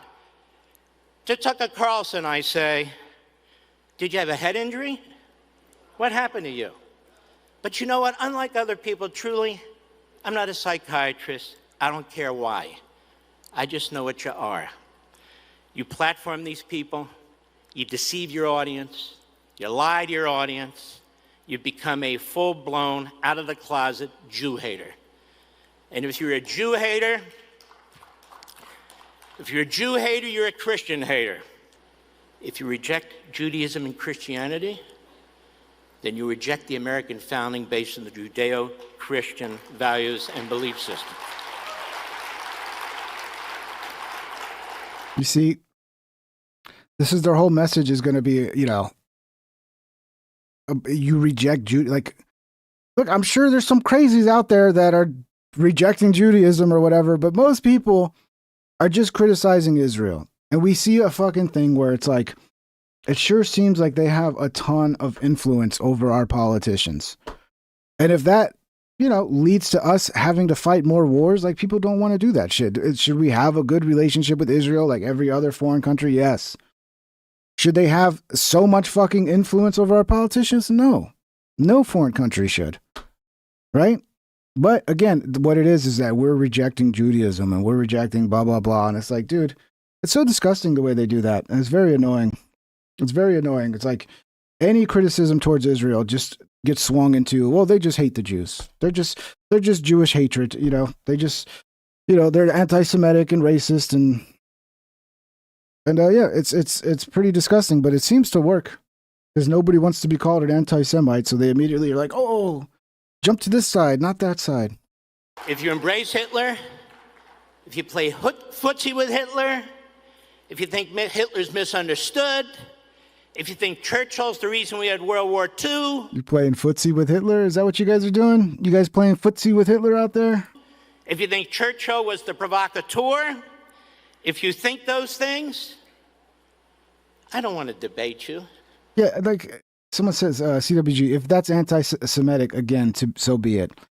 What happens is people get so tired of being called a racist or being called an anti-Semitic. They're like, fine, I'm racist then. Fuck you. I'm racist then. It's like, dude, don't be that fucking stupid to be like, oh, if I'm just going to show up and say, well, you're gay. And then eventually you're going to be like, well, fine, I'm gay then. I'm gay. I'll suck a dick right now. I'm gay. Okay, whatever. Like, you're just falling right into their trap, dude. You really are. But yeah, you're not anti-Semitic because you criticize Israel. Okay. Do you believe that like every Jewish person is bad? Then you're probably anti-Semitic then. Okay. Now, I'm pretty sure most Fuentes people probably have Jewish friends and Jewish people they like. So you're really not anti-Semitic. Okay. So keep it on point to what is actually what we're trying to criticize. We're not trying to criticize all Jewish people. We're trying to criticize Israel, the country, and its policies. I don't even care about you. That's not a legitimate position. These aren't powerful people. Seriously? These aren't intelligent people. These are lowlives that have platforms. If we can't speak out against them and fight them, what good are we? Conservative institutions. We've been putting billions of dollars into conservative institutions for half a century. Now's the time. We're not interested in your white papers. We're not interested in your booklets. We're not interested in your donation requests. Unless now, when you're needed, you speak out and you do something. I fucking hate this guy, dude. I hate this guy. I didn't think it was possible. Like, I've never liked Ben Shapiro, and my Ben Shapiro hate goes back to the time when he was a never Trumper. So we'll go back to like 2015. Never, not for a minute did I like Ben Shapiro.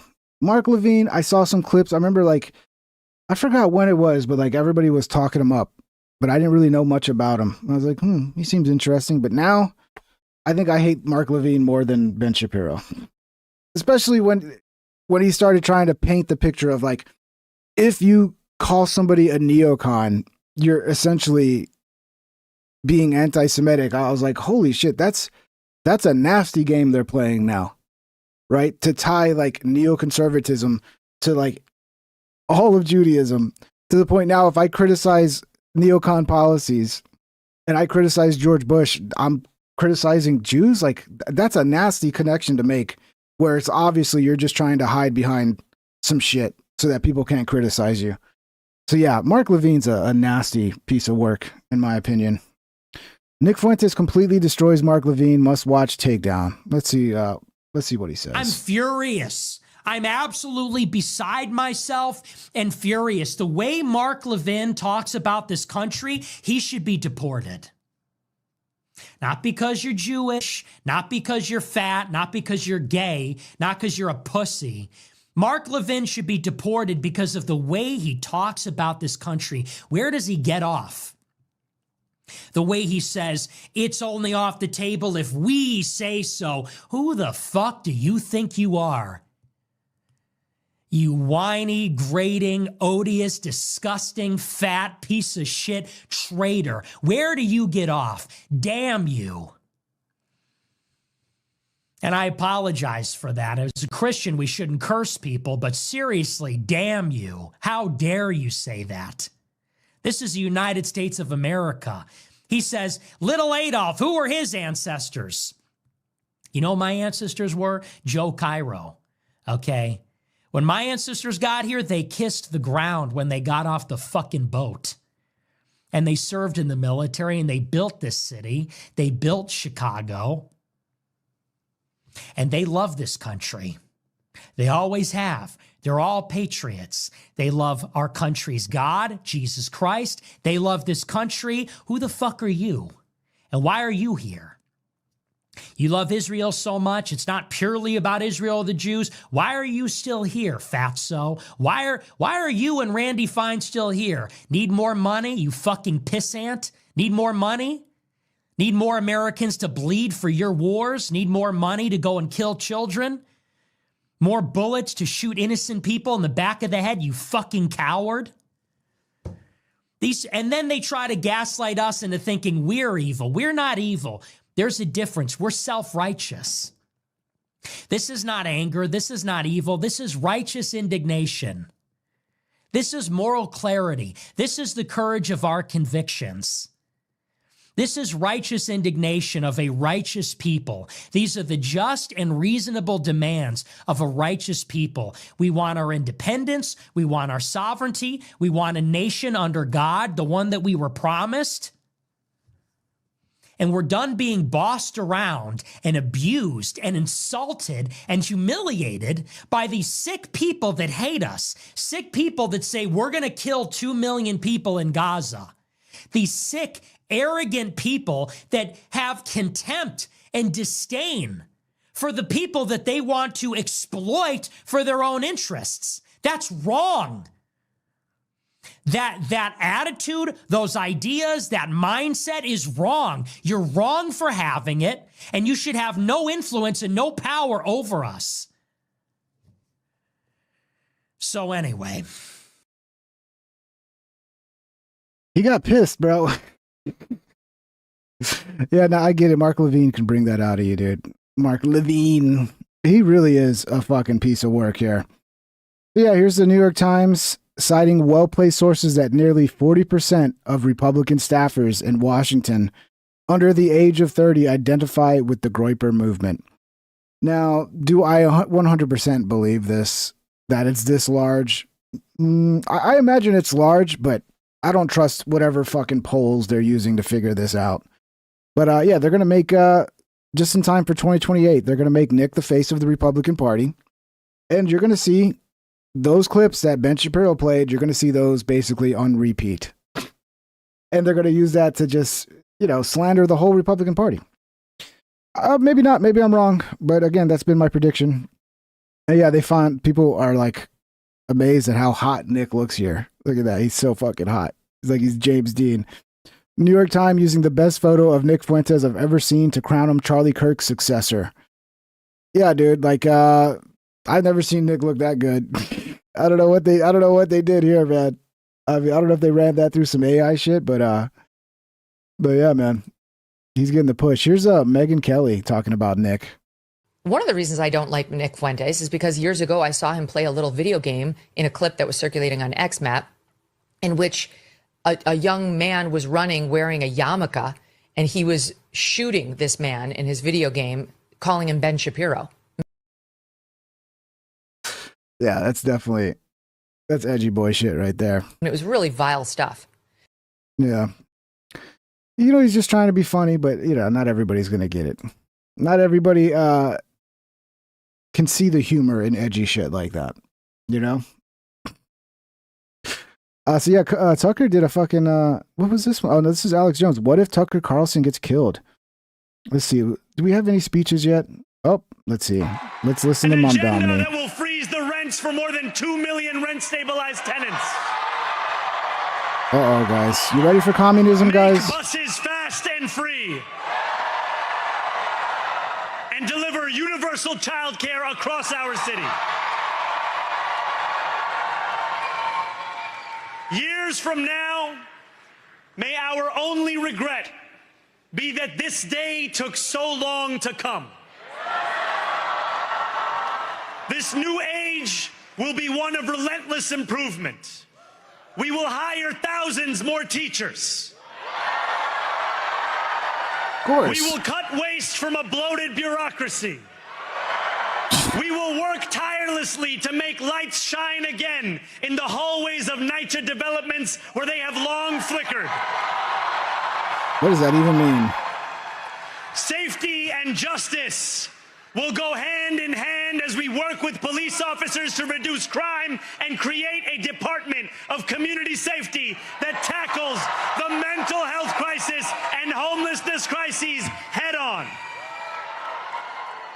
Excellence will become the expectation across government, not the exception.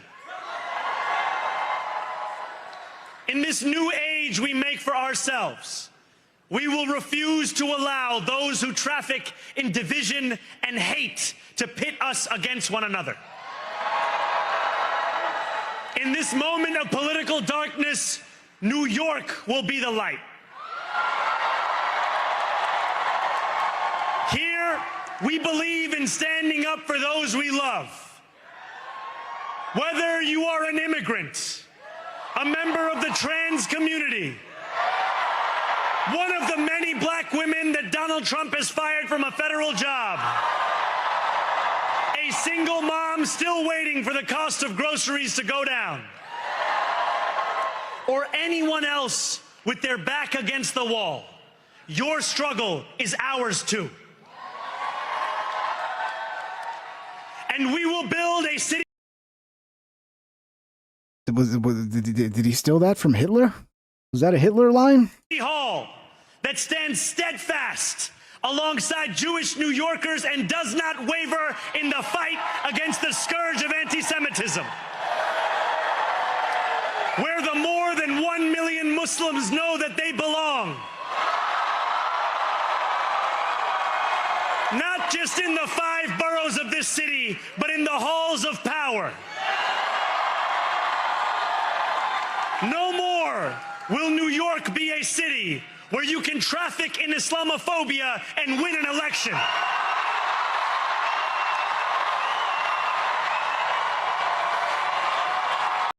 On SUA, I'm really curious how he's going to make grocery prices go down. I think the idea, if I was to try to accurately portray it, is that basically the city's going to get into buying up the food, and they're not going to be for profit. So the food will be so much cheaper because they're not trying to make a profit. They're just trying to break even, essentially. We'll see. A lot of people think he's never going to be able to get that done.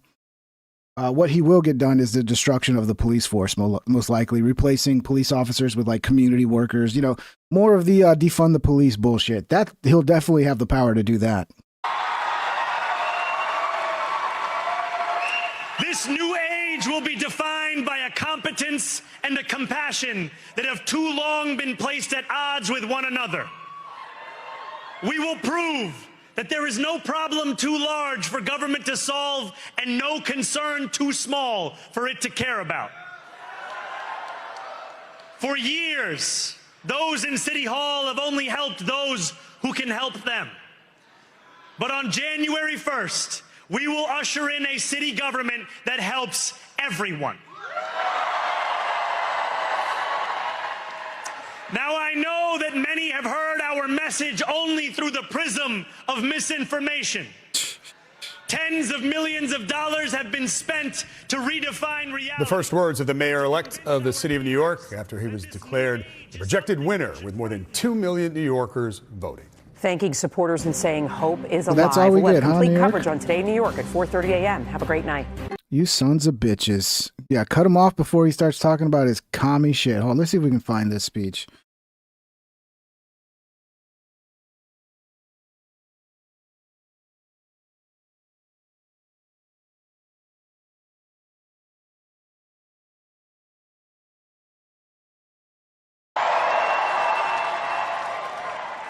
Let's see what these commies got to say. To terrify a despot, it is by dismantling the very conditions that allowed him to accumulate power.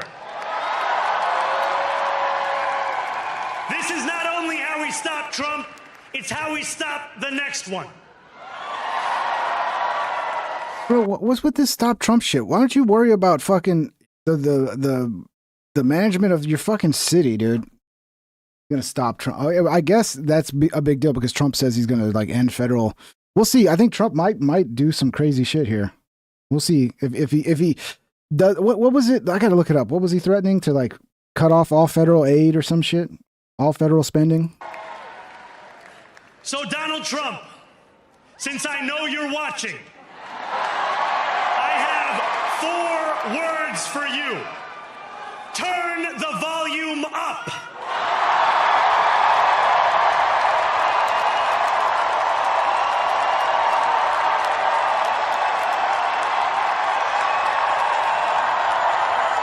Yeah, Trump threatened to withhold federal funding from New York City if Mamdani won. So we'll see what happens.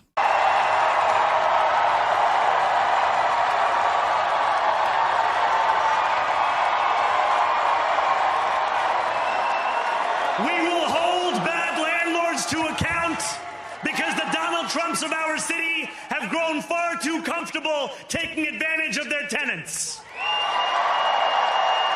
We will put an end to the culture of corruption that has allowed billionaires like Trump to evade taxation and exploit tax breaks. I think he even said he's going to do that thing where if they leave, he's going to tax them anyway. How does that work? Because people are going to leave. That's what's going to happen. You're going to have more rich people leave. And then you're going to have a smaller, probably a smaller amount of taxes collected at the end of the day because there's going to be less rich people to collect from. We will stand alongside unions and expand labor protections because we know, just as Donald Trump does, that when working people have ironclad rights, the bosses who seek to extort them become very small indeed. New York will remain a city of immigrants, a city built by immigrants, powered by immigrants, and as of tonight, led by an immigrant. Oh, so not surprising. I guess we're just going to continue to ignore federal law. I mean, they were doing it anyway.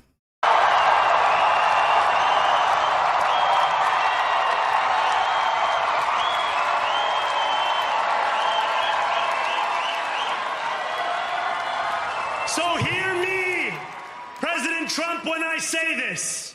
To get to any of us, you will have to get through all of us.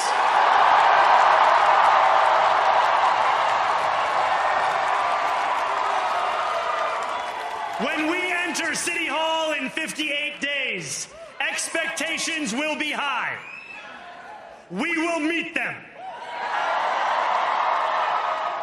A great New Yorker once said that while you campaign in poetry, you govern in prose. If that must be true, let the prose we write still rhyme and let us build a shining city for all. And we must chart a new path, as bold as the one we have already traveled. After all, the conventional wisdom would tell you that I am far from the perfect candidate. I am young, despite my best efforts to grow older. I am Muslim. I am a democratic socialist. And most damning of all, I refuse to apologize for any of this. And yet, if tonight teaches us anything, it is that convention has held us back. We have bowed at the altar of caution and we have paid a mighty price. Too many working people cannot recognize themselves in our party. And too many among us have turned to the right for answers to why they've been left behind. We will leave mediocrity in our past. No longer will we have to open a history book for proof that Democrats can dare to be great. Our greatness will be anything but abstract. It will be felt by every rent-stabilized tenant who wakes up on the first of every month, knowing the amount they're going to pay hasn't soared since the month before. It will be felt by each grandparent who can afford to stay in the home they have worked for. So how does that work? Is the government just going to pay the landlords the difference? Does are they just going to fucking take over? Just take the property away? Like, how's that going to work? And whose grandchildren live nearby because the cost of childcare didn't send them to Long Island. It will be felt by the single mother who is safe on her commute and whose bus runs fast enough that she doesn't have to rush school drop-off to make it to work on time. And it will be felt when New Yorkers open their newspapers in the morning and read headlines of success, not scandal. Most of all, it will be felt by each New Yorker when the city they love finally loves them back. Oh, so New York's going to build 200,000 new units. Immediate rent freeze for stabilized units as Mayor Mamdani pledges to immediately freeze rents on all rent-stabilized apartments. Halting annual increases for the duration of his term or longer pending board decisions. He would achieve this by appointing allies to the 9-member Rent Guidelines Board, which the mayor controls and sets yearly adjustments. This could take effect as early as January 2026. Yeah, so New York's got a weird setup, dude. The fucking... What is the fucking Rent Guidelines Board? I don't know, dude. So yeah, and then they're going to build a bunch of houses. We'll see. Together, We'll see. New York, we're going to freeze Together, New York, we're going to make buses fast and... Together, New York, we're going to deliver universal... Let the words we've spoken together, the dreams we've dreamt together, become the agenda we deliver together.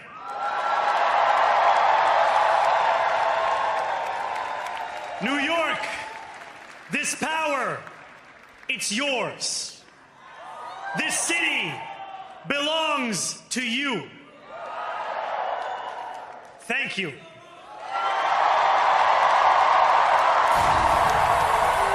Good luck, New York, bro. Good luck with that, huh? Let's check in like 4 to 5 years. Is New York going to be a flaming pile of shit? Or is it going to be a utopia where everybody can afford rent and everything's just super cheap and affordable? Everybody's happy and taken care of. Let's see. Well, everybody knew he was going to win. Some people had some last minute hope that like maybe Cuomo would fucking pull it out, but nope. We got Mamdani. We got us Mamdani. Where did I leave off with this other shit here? Yeah, I think that one. Yeah, so here's Alex Jones talking about Tucker Carlson. What if he gets killed? AIPAC, Josh Hammer, and Rep. Randy Fine have just made Netanyahu and Israel the prime suspects if, God forbid, anything happens to Tucker. Wow, what if Tucker gets killed now? What if a crazy kills Tucker? I mean, you just made Netanyahu and Israel the prime suspect. Well, it's not like somebody like Tucker isn't already at risk just from being, a public figure that's opinionated. Congressman Randy Fine, man, let's get sick here. If I was the Islamicists or the globalists or the Nazis, I would go after Tucker because you're going to get the blame. When you take a beloved person who's anti-war, and just because he was against the Iran strikes or full war with Iran, Netanyahu came after him. They began to call him Hitler. Tucker hasn't buckled to the pressure. And so now you have Josh Hammer and all these other prominent Israel firsters saying in Newsweek, Tucker is a fox in a henhouse. And if you don't neutralize a fox in a henhouse, you know what happens. So you could say, if they just said neutralize him politically or defang him politically, you'd say, no, that's not a threat. Still censorship and an attack or an attempt at censorship. But when you say, you know, Tucker is a fox in the henhouse and we got to neutralize him, that is a direct call, very thinly veiled. That was Levine that said that, right? For violence. And on the heels of the internet believing that Israel killed Charlie Kirk, which I said I never saw evidence of, and then I got attacked by that crowd. I just call balls and strikes. Now with Kash Patel confirmed what I broke back in mid-September, 6-7 days after he was dead, that Kash Patel went into the White House in a meeting with J.D. Vance, Tulsi Gabbard, and others, and literally screamed at him and said, you're not involved in my case. You're not involved in intelligence. Oh, Josh Hammer said that? Okay. I don't want you investigating this, when her office was created after 9/11 to give intelligence, infuse intelligence. I hear his name coming up all the time. Everybody talking shit about him, but I don't really see his clips or anything.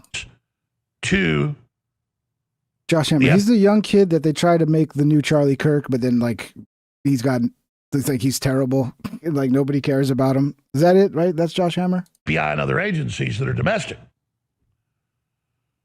So you add that, oh, don't look at any foreign involvement, and now you've got the Israel lobby literally run by Netanyahu. This is the right-wing, AIPAC arm, not the ADL arm. They're attacking Tucker too. When they start saying he's a fox in the henhouse, you know how to deal with him, neutralize him. Wow, what if Tucker gets killed now? What if a crazy kills Tucker? I mean, you just made Netanyahu and Israel the prime suspect, Congressman Randy Fine. So I have to now say, with behavior like this, I don't apologize for the day after Charlie was killed, people saying it was Israel with no evidence.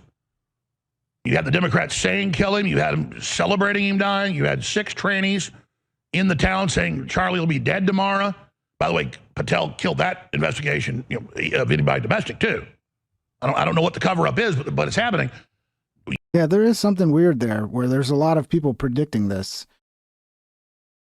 It's hard to believe that, oh, they just were talking shit and it was just a coincidence. That does make it seem like there were people that had foreknowledge of it. You got all that going on, and I'm like, hey, you can't just come out and blame Israel without evidence, because I just have a hard-on for the truth, not demonizing Israel for no reason. But when the people run Israel act like villains and do that, I'm like, well, okay, you're in the ballpark now. Oh, let me shift the eye of Zohran. They see me as evil, so now the eye is... And I was already looking and studying and not seeing anything. Now I'm seeing really, really bad signs. Well, let's hope nothing happens to Tucker, man. What is the future going forward? So we had Tucker was on Dave Smith. He responds to the neocon mob. I don't think I watched this yet, but let's see what he says. Clearly, this is a huge change. Because again, like they're using Nick Fuentes, but like the end goal is to get Tucker Carlson to like fuck up his game to like destroy his credibility, basically. What is the future going forward? Clearly, this is a huge change. Nothing like this has ever happened in right-wing, libertarian, conservative, whatever this is on the right politically.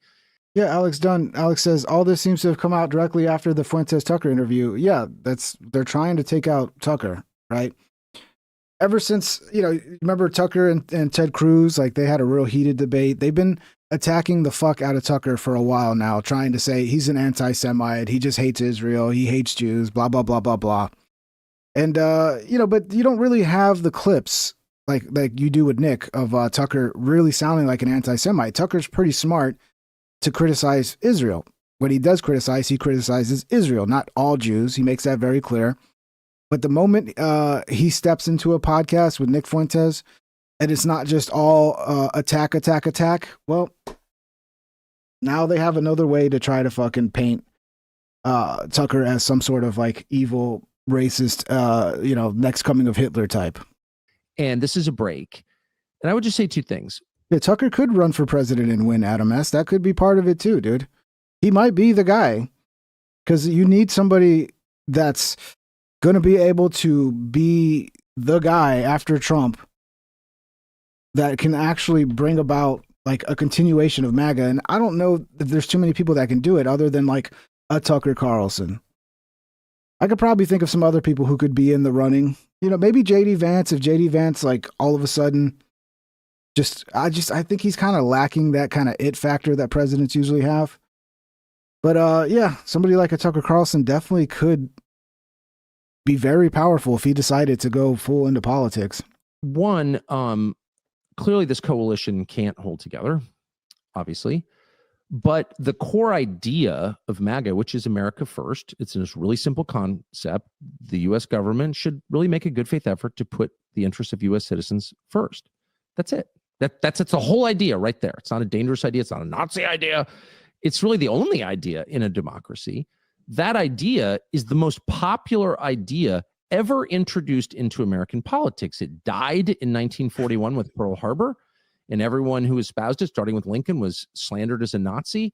And it lay dormant until 2015 when Donald Trump reintroduced it on his ride down on the escalator. And he rode that idea to 2 wins, including the popular vote. And he's Donald Trump. So he's like working, as we say in wrestling, off his back, like with the deficit, right? Because he's alienating people on other issues. So that is the most resonant idea ever in American politics. That idea can create a coalition that includes a lot of people. We can have a good faith argument over what is best for America. That should be the argument. But most people would not argue with the intent, which is to help American citizens. So you could create a much bigger coalition with a ton of disaffected Democrats. Some are hardened and they're vested in the system, and they're getting a lot out of identity politics and machine politics, and they're never going to leave. But there are a ton of Democratic voters who will join you in that. And you saw glimpses of that in the last election, where a lot of them, a lot of black voters, traditionally Democrats, voted for Trump. Why? America first. That's why. And so you can make the coalition a dominant generational coalition very easily if you stick with that idea. That's the first thing. The second thing is you should be forgiving always. Things are being said right now that almost seem like they can't be forgiven. They're exhortations to violence. Clearly they are, et cetera, et cetera. Slander of a kind that's so severe. Like, how do you get past that? I think we should force ourselves. I interviewed Nick Fuentes to attack my wife and my son and my dad. Can't attack my dad. And I interviewed him anyway. I choked it back, and I thought to myself, I want to hear this, and I'm just going to I try to make myself do that. So if tomorrow John Podhoretz is like, or whomever I'm mad at, right? People I used to know are calling me a Nazi, is like, you know what? I don't think he's actually a Nazi. Like, let's have a real conversation. Let's do the best for America. They should all be accepted. I don't think we should have permanent enemies who are American citizens. I don't, because I think the whole idea of it is we're united by citizenship, our common Americanness. Everybody's welcome, even if we hated each other 20 minutes ago. And Glenn Greenwald, I mean, I hated Glenn Greenwald. Now I think he was one of my favorite people in the world, not just politically, but personally. Like, forgiveness is essential. People change. Allow for that. Don't draw permanent lines in the sand where it's like, I hate you and I will hate your son too.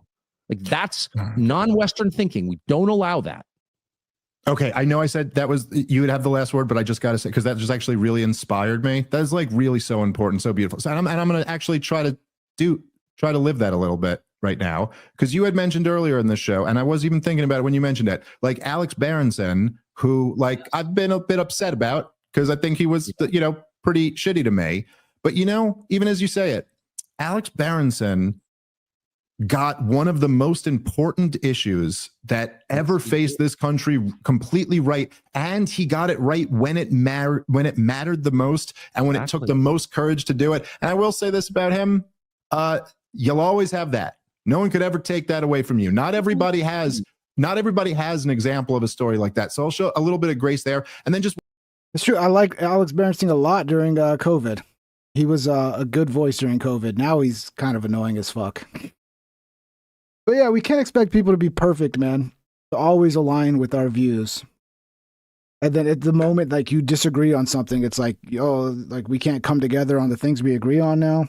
one more quick thing before, and then we can wrap up. But because just thinking about this, it does seem, and maybe this is even one area where I would almost agree a little bit with the spirit of what some of the people who are so upset with me and so upset with you, really upset with you, have been saying, is that they say, hey, there's a real danger here that this could crack up the coalition, and then the Democrats, who seem to be, just the most unpopular political party in many centuries right now, then this is the thing that could give them a path back. And I will say, hey, we agree. I think there's a real danger about that. I saw what Joe Biden tried, not Joe Biden, but, I saw what the progressive Democrats tried to do when they had Joe Biden in there. They tried to pass a ministry of truth. They tried to get that OSHA bill to regulate every midsize and large company in the country and force them to get the jab. Luckily, the court struck that down, but the all types of tech censorship, yeah, who knows? If they come back the next time, they might be really hunting for blood now after these rollbacks. But then, of course, the question is but who's breaking up the coalition here? And why do you just get to look at it as we're breaking up the coalition rather than you, when clearly our obvious demand here is just that we do what's in the best interest of this country? But they accuse you of that. Look, despite all the stuff with the 12-day war, we'll see what ends up happening with that.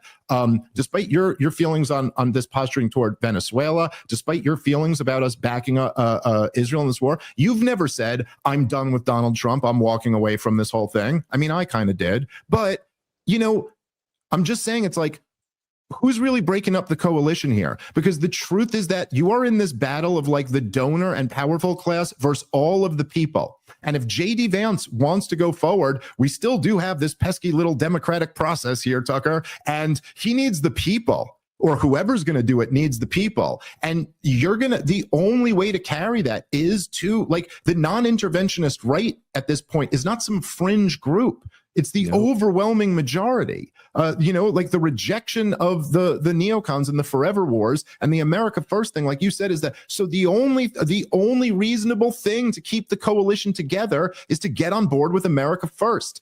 I don't think that's an unreasonable demand, and that doesn't mean get on board with any type of bigotry or Nazism or anything like that. Just all America First is going to have to defeat the neocons again. Okay, that's the reality. The war is on. The America First movement within the Republicans is going to have to go to war with the neocons.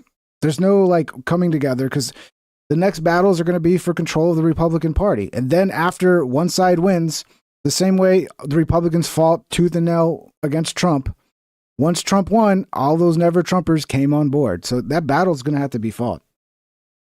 We'll see what happens.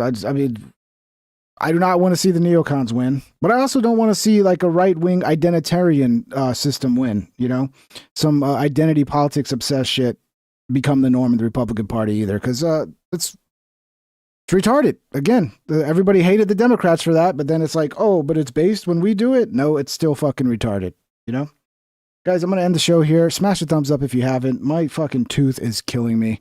I might have to go to the dentist. I think it's my wisdom tooth. I have an impacted wisdom tooth over here. And I had this one removed like a year ago. And but yeah, this is the last one I have over here, and I think that's what it is. I don't know. I think I bit into something the wrong way and it inflamed it or something, and it's just the more I'm talking, the more it hurts. The talking is not fucking helping it. But shout out everybody. Thanks for coming and joining the show. We'll pick it up tomorrow. I'll try my best to do tomorrow. Hopefully, if this tooth gets worse tomorrow, I might have to take some time off because talking is fucking difficult. I might have to go to the dentist, and then who knows what's going to happen. Because last time I had my wisdom tooth removed, it was a fucking disaster. It took a long time before I could fucking not have pain. Oh, man. Got one last wisdom tooth left to get rid of, dude. It sucks so bad. Whiskey. We'll see. I took 3 ibuprofens earlier, and it seemed to be working until about 30 minutes ago. Me running my fucking mouth too much it seems to be aggravating it again. I don't know, but thank you guys. Smash a thumbs up if you haven't. I'm gonna try my best to do a show tomorrow, and I'll just push it through the pain, and hopefully it'll go away too, because the same thing I've had this get aggravated like this before, and it usually will eventually go away. But if it doesn't, yeah, I'm gonna have to go get it removed, which I don't want to do. I don't want to deal with any of that shit because it's an impacted wisdom tooth. They're a pain in the ass because they got to cut it open and fucking pull it out, But anyway, much love, everybody. Thank you for showing up. Smash the thumbs up, and we'll see you tomorrow. Take care, everybody.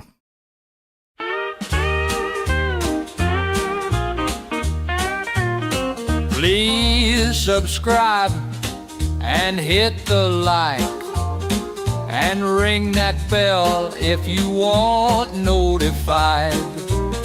Here's some other videos to watch that you might like or you might not. Have a great day, my internet friend. I hope I'll see you once again. Please subscribe and hit the like and ring that bell if you want notified.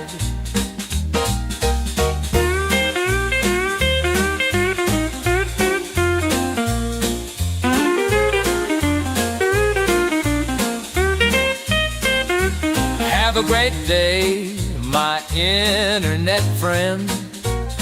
I hope I'll see you once again. Please subscribe and hit the like and ring that bell if you want notification.